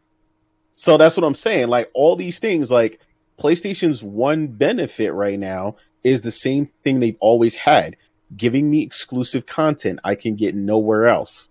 The moment you take that away, especially now more than ever, because people keep saying like PC gaming, right? No, PC is more than that. Because now if you want to stream, now if you want to, you could hop on Discord. It gives you so many more options. So now if it's like you ever want to content create, you ever want to do something for work or whatever, now you can invest all of your extra gaming content and interest into this thing, into this one platform, and be like, I can do everything from here. And make no mistake, that's what PC people want. That's why you see PC people, like I said, always backing up Xbox dudes and threads talking about, man, port it begging. ain't gonna Always hurt. port begging. Yeah, it ain't gonna hurt PlayStation. I don't know why they tripping. It's a different market. You know what I'm saying? Like they in here backing them up. Where do you play at? Oh, PC. Oh, let's explain it. Yeah. Yeah. I've heard it so many times. This is such a great conversation. Final thought. And I'll call out someone specifically, and she know who she is because she be doing it all the time. That she was on the PMS Jordan was on that thread talking shit on The Last of Us, right? On The Last of Us Part 1, talking about how she like, this, that, and the third starting controversy, right? But when somebody asked where she was gonna play it, she said PC. Guess right now though, we don't even know when the PC release for the remaster is right now. We don't know because it's still in development. When is Uncharted coming out for the PC? Exactly, That's which is the other thing they keep asking about. That shit came out on the PlayStation in like March? So, they're like, oh, it's coming to the PC. It's in development, just like Last of Us. I mean, it's coming. We know it's coming. Yeah. They don't really. But that's what I'm saying. Because their first party studios aren't handling these ports. Exactly. So like they're not bogging down their first party studios with handling this bullshit ass PC stuff. So but keep starving them. God. Keep starving them. Yeah. And just like PMS Jordan, after all that shit she was talking, she bought a PS5. Oh, yeah, You see? She did? You Oh see? man, not like this. Yeah, she did. Yeah, she got a PlayStation. Oh man. Yeah, she got a PlayStation. She played Ratchet and she played Demon Souls. Horizon Forbidden Yep, West, she I played think Demon she Souls. played. Oh man. Yeah, see? She All that. did. Oh no, I'll wait. No, the fuck you won't, because you don't even know what the fuck is coming. You know, I'm gonna explain how this works, right? I watched a show called Alone, right, the other day, I'm gonna explain to y'all the idea of how this works, right? It's a psychological trick, right? If I told you if you could survive on this island for 100 days, right, and you could see every single day, and you were at day 97, right, you'd be like, "Yo, I will starve. I will do whatever it takes to get this, $100 million, right? Because you know it's coming." But if I told you, I need you to stay on this island for an indiscernible amount of time Until I say you can leave. until I say you could leave, Yeah, or you're like, well, the hold up. other 10 people quit. You don't know what's going to come first, and you don't know when the end of the days is because you don't know what day is that I'm telling you that you could quit. So So- basically, the more limited information you get, the more you're fucked. Exactly. You're like that's why they're freaking out. That's why there was a bunch of people in that thread that released the info about the Firefly edition coming. When is the PC release? When's the PC release? Is the PC release coming? When's it coming? Hey guys, how about the PC release? Like, exactly. Like They that. don't That's know. exactly why PlayStation has that shit. They be like, "Nah, we'll tell you." Oh, We'll it's tell you. it's coming next year. It's going to be next year sometime. Yeah. It's going to be We're next gonna year. release it with factions. Okay, so then do you expect Faction to be day one PC? I don't think so. I would. And the reason why is if Naughty Dog is doing it, and so far Naughty Dog has had no hand in none of this PC shit, I don't think it's going to be day and date. And People are That saying also that, but I that just also don't see could be why it's I don't think so. taking longer though. They might be working beside that company to release it day one. Man, Yeah, if I it's think going to be it's gonna be if day it and launched day and date, let me tell you something. I don't think it will be. If it does, it's going to be fucked. Oh There's yeah, going to be so many goddamn well, no, he's talking about bugs and shit. cheat. Oh, He's the talking about cheating. cheaters. That and shit going to Oh, be it's man. it's going to be buggy as shit. Oh man, I don't mean, say They're that. having to yeah, optimize for All I all know the is damn platforms. if it's They have- released they have day and Nex- date with they have PC, Nexus they now. better turn crossplay off. I better have the Nix's option is to turn it Nix's, Yeah, I off. want crossplay Nix's is a port studio though. I think they got to get it out the door first. I want the option to turn crossplay off. They I'm not have trying to play with Nexus. them They cheaters. can work with them and Yeah. fix and release it. Also, I don't think they're gonna ever go to Pi 5 anymore. Yeah. Oh, man. Also, You said the betrayal? don't let nobody tell y'all PC people don't be cheating their ass off. Oh, I know out they here. cheat. Because Prince messaged me earlier, and he was like, "Yo, do you want to hop on this game with me?" And he was talking about Hot Wheels because he said because it has that broken system that I explained to y'all, like Fortnite, where even though you could turn crossplay off, if other people don't have it turned off, they're in a separate pool, so you can't. It doesn't just pull PlayStation people from the crossplay pool to play with you. They have to all have it turned off. And it is turned on by default, so most people never turn the crossplay off, right? So the same thing is on Hot Wheels. So he turns off the crossplay, and he can't get a lobby. And the problem is when he plays online with PC people, they're using cheats and they have infinite boost. Yeah. This is why I used to turn it off on Call of Duty because I'd be damned. You Nah. can actually cheat on console. Stealth, my man, are you PC Master Race? If you're so, I can block PC you. hate. Yeah. It's a mess though, bro. Like I'm all for crossplay, back and forth But not with, like this. but not like this, bro. Yeah. Like I Yeah, told you, I've they been don't know how to playing on play. PC for a long They time. need some, what's called, some control, some Yeah, attention. PC has ruined a many of multiplayer games that could have been amazing. We played some shit that was so dope back in the day called APB. It was way before GTA Online, and it was essentially that, but basically it got destroyed because 5 minutes into us playing it, when the stuff started to get competitive, we realized people were cheating, and it was very obvious. Like someone's running forward and they would turn around so fast that the bottom half of the torso of their character wouldn't be able to keep up with the way that the top half of the character spun. Oh, man. Because it's too fast, and they would spin and shoot you in the head. Like, I mean, what's the like- point in the game? It's So a competitive. how Like, much cheat- how is many it fun to cheats were cheat? they I don't understand that. Yeah. They're using speed cheat. I'm pretty sure they used auto aim cheat. So just for fun, somebody actually found one of the ones that were being sold, and our friend brought it and streamed it in the chat that we were in. Right, this shit had it had auto aim, and then it had settings for auto aim at closest enemy, aim at head, no recoil, infinite bullets. Like That does this not. shit. That doesn't sound. That doesn't even sound fun. That It doesn't was even sound insane. fun. It's just It was like click insane. and you like what? Where's the fun in that? I It don't was know. insane. Morgan, why are you doing all of this? Come on. You better. I'm joking. I mean, the whole point I of the know. game is to see how good you are and like to try to better yourself, against other people. Like if you're just gonna just cheat and just be like this, basically invincible. Like what the fuck is the point? Like that sounds boring to me. I mean, think they it like sucks. sitting on people. This I is think that's why what it I don't is. It's play like the online. ultimate troll. Yeah. Well, and this is Surprised- largely why I don't play online. You'd be Yeah, surprised there at you go. how many people get off on just shitting on other people. and That's just crazy. laughing. It is a lot of them out there. Mrs. I believe you Lady do. stays in her lane is awake. Good morning. Morning. Yay.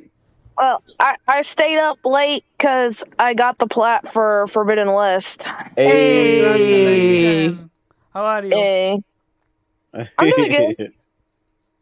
I'm thinking I know. about maybe starting up New Game Plus and just doing ultra hard and getting the rest of those trophies. I see you. Enjoy. That's what I'm doing with Spider-Man right now. I feel you. Okay. Yeah. So when are you gonna finish the game? I finished the game already. Did I You got beat the it? plat? Yeah, I beat it. I just don't have the platinum. Oh, okay. Okay. Yeah, don't Yeah, worry. so It's we can have still- the spoiler cast now. Great game. Great still- game. Still start something. I said I hear a bunch of what if,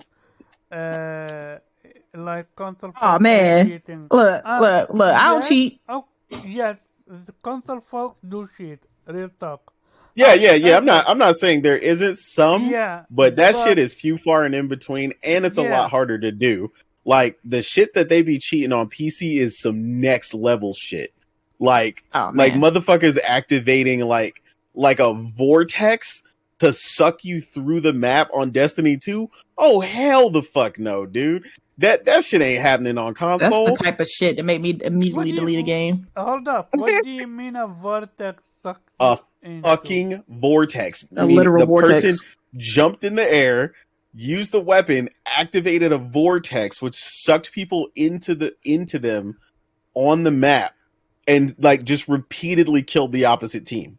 Yo, I would love. It's on love- fucking YouTube. You can see I it. would- It's ridiculous. I would love to see someone be with Persona and Luca and see it done to them. I would love to see their reaction. Why you think after all this time, as much as Luca is loving her new PC, she still keep that ass on Destiny on the PlayStation. Xbox on her Xbox, but she don't play Destiny on PC. Oh my god! I would Because of that love shit. to see that. Oh my god! I'm sorry, I'm evil, but like, oh my god! I love this. I love this so much. Yeah, bro. Like you can definitely people can find ways and get around stuff. Like the PS5 is probably the hardest one to cheat on right now by far. No. If people can even do it, but I'm because it's Listen, still locked I don't down. fuck with that I don't fuck with that crossplay cheating ass PC Mhm. players, man. Them motherfuckers just. gonna give Stealth a homework now. Feel free to find me something like that on PlayStation. Alright, go ahead. Good luck. This was legendary. I can't. Yeah, bro. Trust me. Like I said, I love I gaming on believe PC, you. right? 'Cause you I've don't been, need like I to said, I've lie. been gaming on PC since the late '90s, bro. I've been gaming Old on PC ass. before some of these people were born. Like, Old Morgan, ass. you don't play on PC, right? yeah. Hell no. Thank God you don't play that bullshit. Nah. Fuck the I PC ain't Master fucking with Race. that PC Respectfully. I tried it, man. I built me a PC to run Crisis, man, back in the day. Oh man, I not played, Crisis. Oh god. Long time ago. Listen, I played BioShock, Crisis, and a Call of Duty game on it. I was like, man, this shit ain't even really that much better. Like the frame rate was better, played at higher resolution, but that mouse and keyboard and Windows updates and drivers and troubleshooting, man, fuck all that. I'm not doing it. I just want to play the game. I just want to play the game. You know, I Okay. don't want to tweak settings and all this stuff. Mm-mm. I mean, I just it's wanna great for the people who like it, but I I don't just want to wanna play go no to multiplayer game with these PC dudes. I don't. I just What's wanna up, move Omar? to the final topic, which is going to be and this surprised the fuck out of me. I never knew just how low Japan counted for PlayStation when it comes to sales, when it comes to activity and everything in between. What's his name? I'm looking it up right now from Genki Gamer because he posted some information about that. And when I saw SIE gave a presentation about the worldwide PlayStation 4, PlayStation 5, PlayStation user base at CDC 2022. In a year, US user play the most average amount of titles on average. Japan users play the least number of titles. So US play 10.7 titles. Uh, they are first. EU play 9.6 titles. Asia play 8.2 titles. But then you go to Japan, 5.6 titles. It's like, what happened to Japan, dude? I mean, essentially, I mean, what is being said for a while, they transitioned heavily to a handheld market, and that's that's how they decide how they want to live. So Guap said, um, what's called PlayStation sold just 1 mil worldwide in Japan. Is that true? I I don't don't know think what the so. exact. 1 million? No, I think it's Yeah, I higher don't than think it's that. 1 million. Not throughout the That entire life cycle of PS4. hell no. No. Yeah. I think he meant the PlayStation 5 then. Oh, okay. So yeah, the PlayStation 5 is at like one. It's a little over 1.5 million. So it's like Yeah. 1.55. So But for PlayStation by trophies, instance though, the PlayStation 4 sold like 7.8, so almost 8 million. But by comparison, already the Nintendo Switch overall has almost sold 20 million, and then if you add in the light version, which that has sold 4.8 million. So if that gives you any kind of idea about the speed that the Switch has sold in Japan, like it's unprecedented. so Like, yeah. not to cut you off, but I just want to continue, and then we're gonna go to the Switch because it's insane. Japan PlayStation console global market share worldwide. PlayStation One, it was 149 million, 102 million.49. So there were around 80, 18% point three of market share. In PlayStation 2, they were 155 million. So that's around 121 percent. You're So talking about 14%. global market share? Yeah. Oh, okay. That's back then. So PlayStation 3 is 11%. So you're going from 18% uh, to 14%. No. Yeah. So to 8% for PlayStation 4, and now with PlayStation 5, you're almost 8%, which is 7.9. So you go, and I'm gonna try to not butcher it, from 102 million. I'm not gonna count the rest. Sold to 155 million. To PlayStation 3, 87 million. To PlayStation 4, 117 million. Oh, so there's. Oh, sorry. I now understand it completely. So, at PlayStation 5, you have 102 million PlayStation sold worldwide. Japan sold 18 million of them. In PlayStation 2 era, 155 million sold. Japan sold 21 million. So PlayStation 2 was Japan PlayStation best market. Well, everything was.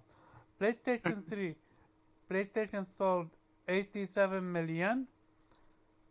Japan only sold 10 million.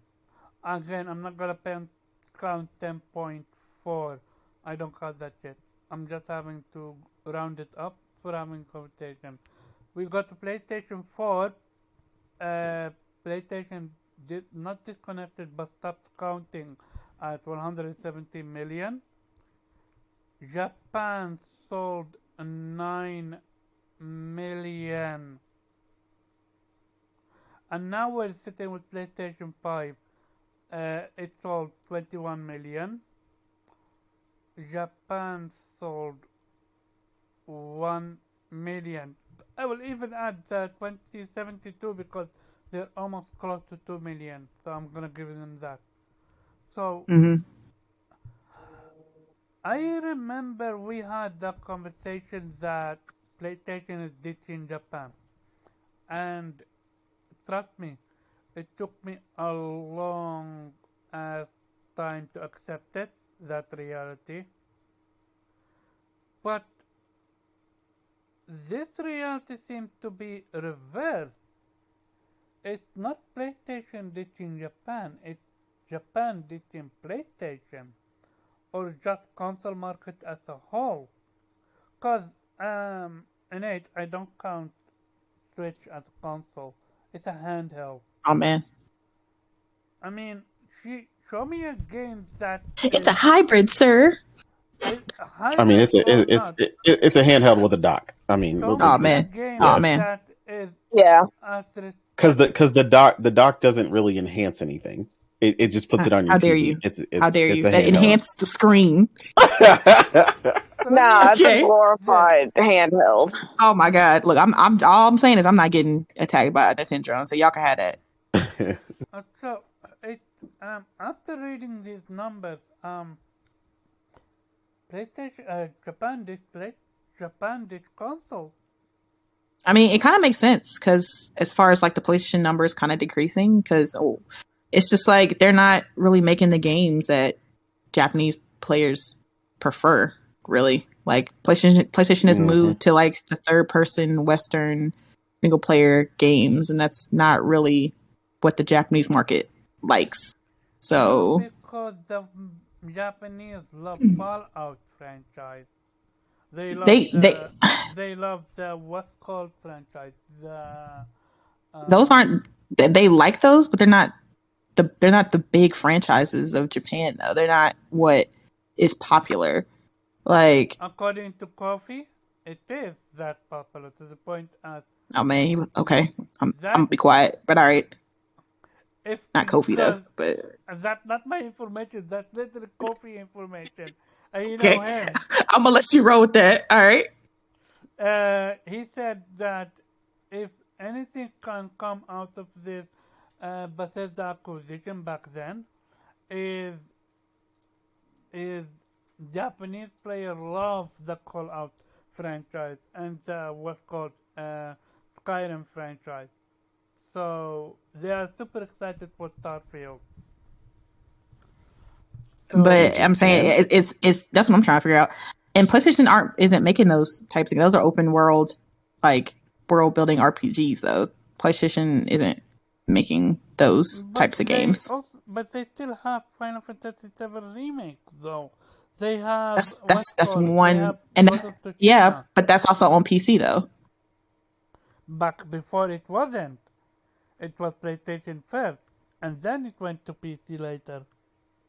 Yeah, but that was also on PS4. A lot of them don't feel the need to transition when they can play it on their PS4. Like for one game, like that's the question: is $500 worth it if that's the one game that they really want to play on PlayStation? Yeah, that's essentially. So you think what do you think first happened? PlayStation did Japan or Japan did PlayStation? I'm genuinely curious. I think both. Like Yeah, it was PlayStation like a stopped. simultaneous. Yankee said also both, but I don't. It's not like I I mean, don't if you believe want it. to know what It's happened like first, PlayStation I still stopped focusing on JRPGs, and that's where the dissolution started.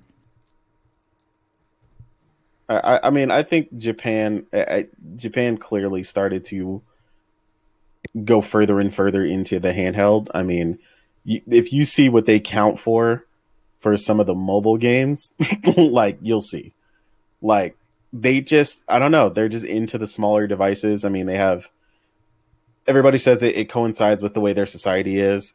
They're always traveling, always on the move, always on the train. And then when they're at home, their spaces are a lot smaller. So, they don't have the big, 65, 70-inch televisions that Americans and stuff have, and so on and so forth. I mean, even people in Europe say that like American living rooms are freaking huge. So, like, I mean, they're all just transitioning into this idea of handheld, and I mean, eventually, yeah, that won't matter because stuff will be powerful enough. But we're not there yet. We're not even remotely there yet. For obviously because they're missing. The Switch is still missing experiences, and that would be the key to it coming up more. Right? You would need more games like Soul Hackers and Persona 6 and stuff to miss the Switch and be on PlayStation exclusively to like kind of basically up that interest. But the other problem, of course, as well, is that although the flow of consoles has increased and done pretty well here in the States, it's still really bad in Japan. Like they're selling out, but they're being scalped to death. Like, so that's another problem in Japan, right? With like if you're having them scalp it and sell them outside or sell them to China or all this other weird shit that they're scalping them and doing with them, then you don't have those 1.8 million, almost 2 million PS5s in the hands of Japanese gamers who want to invest in that market. So there's so much weird shit happening right now between those two things. And then essentially, like Morgan said, like not particularly PlayStation, but just like Japan in general, a lot of those quirky, really odd games that we see at like Tokyo Game Show are basically focusing more and more on the Switch. They're not coming to PlayStation, and that's where, like we said, like I said, for lack of people thinking it's unimportant or not, Octopath and stuff missing PlayStation is still big. Yeah. But it's also on the Switch, right? So PlayStation has to. This is why we said it's important for PlayStation to have Japanese games exclusive to the console, not just partially on one or the other or missing. Because as long as someone's got an option somewhere else, like you can no longer say like PlayStation is the only place to play that game. And PlayStation had a lot of that for over 20 years. Yeah. Wow. Whew. Yeah, no, it's a lot. It's a lot. It's Live a Live, the game that I'm dying to play. Perfect example. Only on the Nintendo Switch. Nintendo is the one that went to Square Enix and said they want one. Make it. Yep. And they're coming out with more. They're gonna get Front Mission 1 and 2. I never want for the love of me expected to PlayStation to genuinely I'm frustrated because now I love JRPG, you know me. I love JRPG so much that I'm gonna prioritize not even playing the DLC for Journey of the Savage Planet after finishing the game, part of me I want to buy the DLC cheap, but also part of me want to play Soul Hacker 2 and see what the fuss is about. Yeah. But yeah, this was a fucking fantastic conversation. Before I end it, so Tay, do you want me to run through the what? Do you want me to run with you the topic very quick and see your opinion about them or no? Sure. Okay, so first topic is Phil Spencer says he wants fewer exclusives. He wants more exclusives. Fewer, less Oh, exclusives. fewer. Yeah. I mean, he's been saying that for a long time. You know, saying that they're buying up all these games and that they're not going to be exclusive because, you know, he believes that everyone should game. You know, I mean, he says it, but does he really mean it? Or is his end goal to just make Xbox a third-party publisher? I mean, So do you see that happening, or is that snake ointment? I mean, they I think Yeah. they're gonna buy like okay, like stuff like Activision and Blizzard where they're already big third party wise. I think, you know, they're gonna keep that third party. But you know, like when they bought Ninja Theory, you know, and Rare, you know, they kept that, you know, Xbox console exclusive and PC exclusive. Like they're not coming to PlayStation. So like games like those, they're gonna keep exclusive. I don't, at least in the foreseeable future. So Like he's bullshitting they're, then. yeah. Yeah. By the way, stealth guys, chill. You're you're firing on all cylinder with this comment. And he also said that the reason why they're buying Activision is because of the mobile market, Call of Duty Mobile, and the revenue for Call of Duty. Do you believe that, or do you think they're deflecting? Deflecting against what? That that's the only reason they're buying Activision, is Oh. because of the mobile market.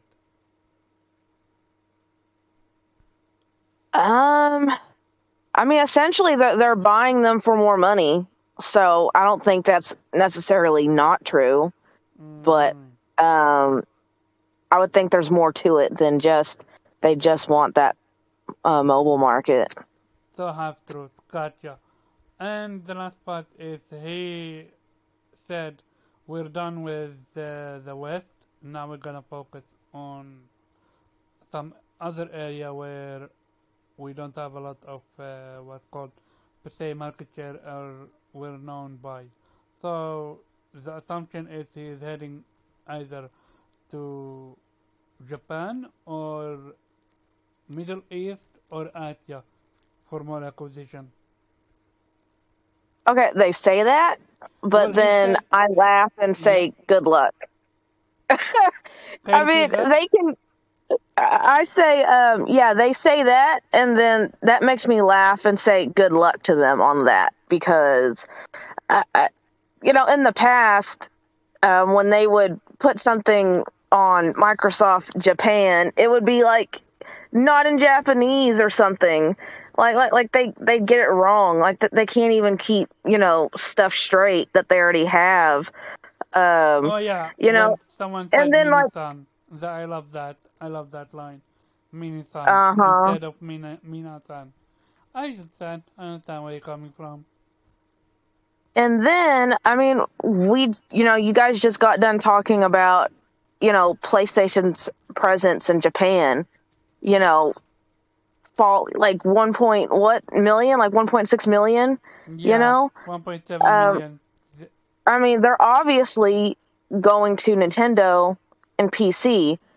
And if PlayStation, a Japanese, you know, original, you know, come from Japan, they're only getting 1.6.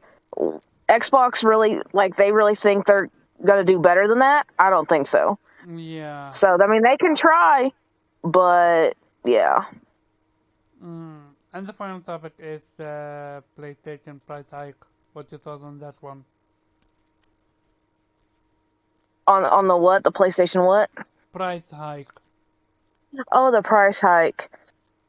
I don't agree with it. I think it's an L, obviously.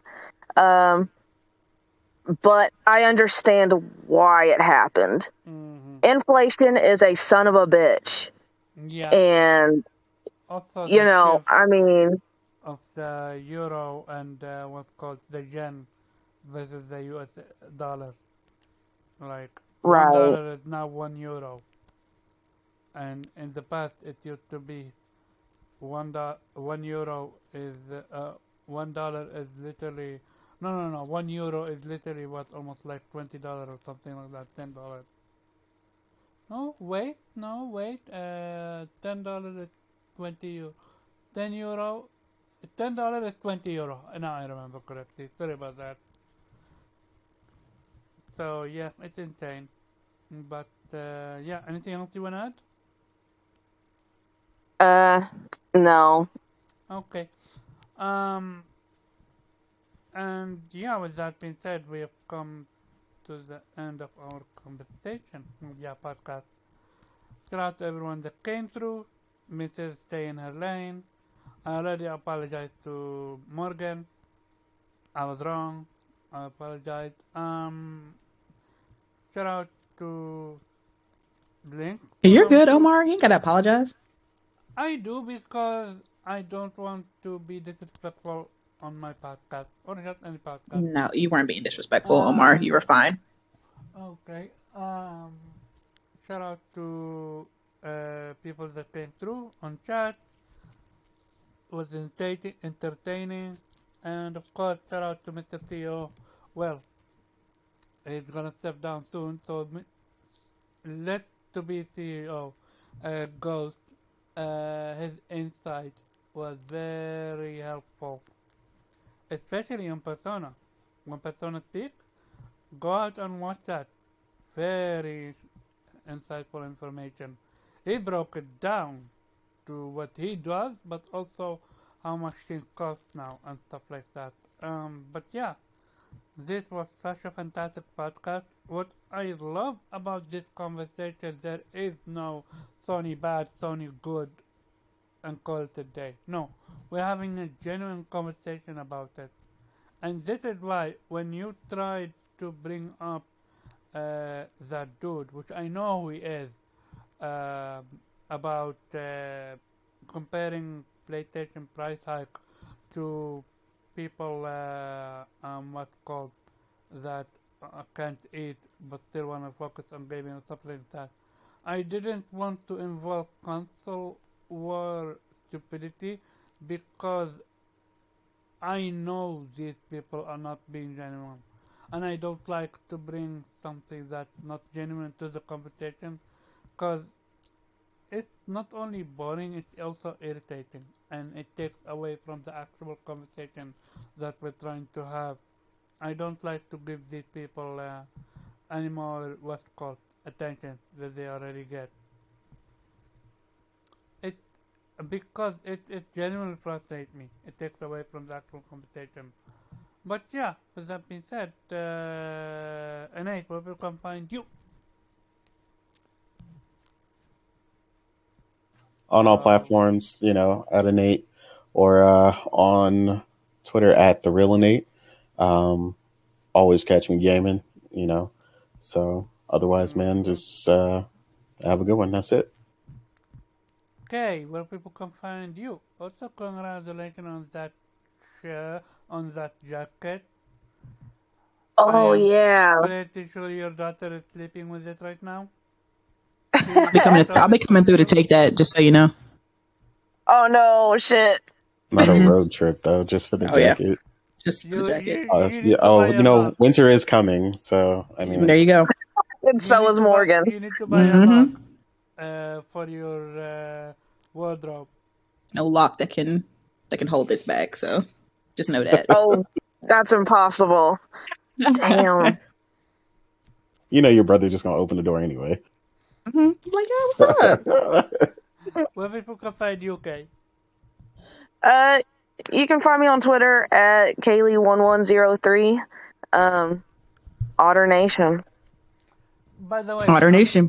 I'm still using your what's called Horizon Forbidden West beanie. I love it. I love that shit.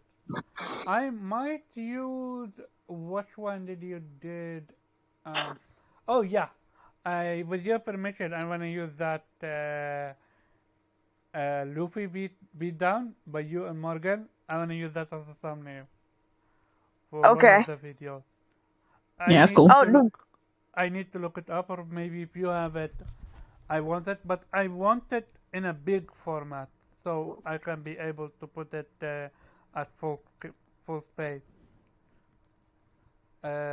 full thumbnail, and not something as very small.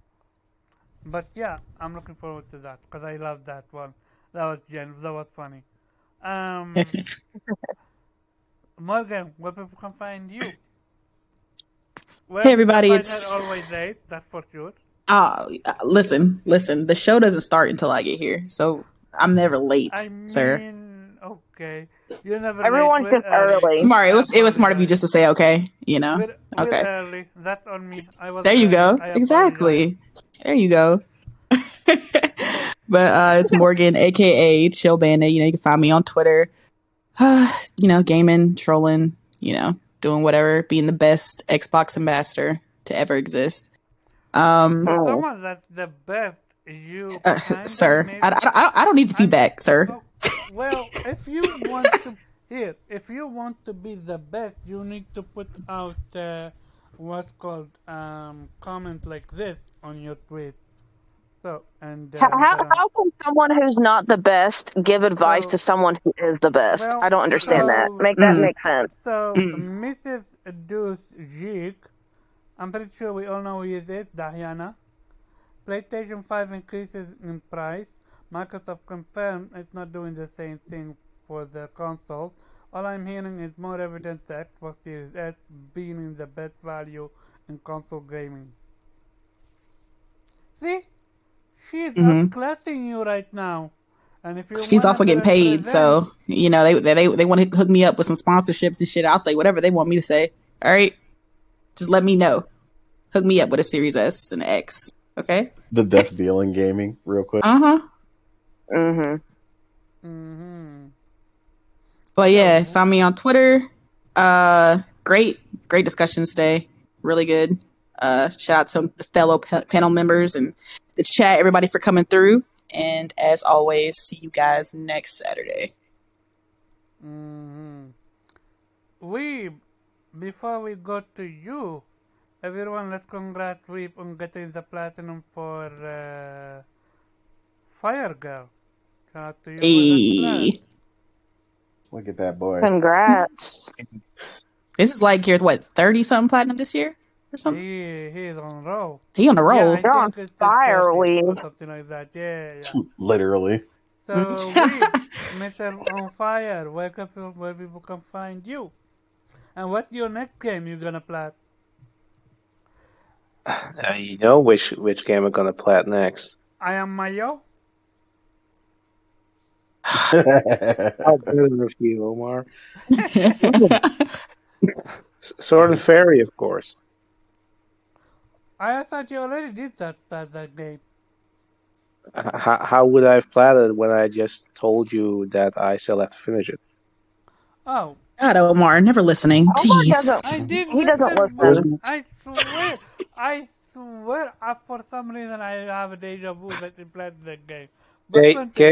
You can make a part 2 of your video. We're gonna have plenty of material. Jeez. I am so sorry, Weep. I feel so bad for you because he ignores you in the group chat. You know, you'll post something and then immediately he'll post the same exact thing underneath. You know, and then Weep's tweet didn't count. All right, Weep's post didn't count. Yeah, and then we come on the podcast. He forgets you at times. and then he just doesn't listen to you. Yeah, It's sad. Oh my god. and I just explain it, and then he tries to explain it again as if he came up with the idea, right? I have seen Take that. credit for I it. have Oh seen my that. god. Yeah. Yep. Homer's like, yo, look what I've been thinking about lately, guys. And like, wait a minute. I just start laughing because I'm like, I know we about to get mad. And Nate, I don't think we're gonna be able to have a podcast next week. Shit. I need to clean what's called some panel members need to go. It's Oh Oh man. man, not like this. Not oh like man. this. But yeah, I vote for Omar. Yeah, where let's people can vote. Can find we get a you, vote? You know what this reminds me of? Okay, The Lion King, Timon and Pumbaa. Pumbaa's always saying, really intelligent things, making up really good plans. And then Timon just comes, just like right after that, he comes out and acts like it was his idea and that he had come up with the plans or that he made that Yeah. intelligent thought and like You put completely yeah. disregards Pumbaa. And then Pumbaa's Mm-hmm. like, yeah, you're right. That is, you're smart. No, Pumbaa just said it. That's what this oh my reminds me of. god. See, Omar, I'm the Pumbaa of this relationship. Oh man. Where people can Said find if he you? was a young warhog. Oh shit. Oh man. Well, you'll find me on Twitter as the Weep Sheriff at Infinite Rhizome, and you can also find me on YouTube as the Weep Sheriff, formerly known as Blue Rhizome, and Other Nation, of course. Otter Nation. Hey, Nation. you guys should definitely follow Weeb on Twitter because honestly, the way he trolls people on Twitter is the funniest shit. Like, it makes my day seeing him just ratio people all day, up and down Yeah. the timeline. You're Man. too kind, man. As for me, you can find me finding new crew members. So if anyone want to, let me know. But yeah, no, this is as always. I say it every single week. Um, Podcasting for me is some of the best thing I've ever started doing. This crew is some of the best decision I've ever made in my entire life. Real talk. I enjoy this so much, and again, if you guys think that this is just on air, wait till you hear off air. Wait till you hear on what's called on our Twitter group. We're gonna. This is so fun for me. So shout out to everyone that came through. People can find me at Karba_Shihab on Twitter and Anime Squad every Friday 5 p.m. Eastern Time. We just did the Wano arc review with Weeb last night. A few technical difficulty, but again, and I said it, was it a podcast without technical difficulties, so there's that. And also you can find me at Vitamin G Podcast every Monday, 8 p.m. Eastern Standard Time. Shout out to the crew. I can't wait for Kofi to come back, hopefully. And with that being said, have a nice night, everyone. Oh, also you can find Viper Reap at Twitter. You have to go off early. And Ghost, well, go to your show tomorrow. So go to his channel and you're gonna have him and Next Gen Gaming. And you're gonna see me there, of course. With that being said, shout out to everyone who came through and good night. No alternation. Thank you very much. Otter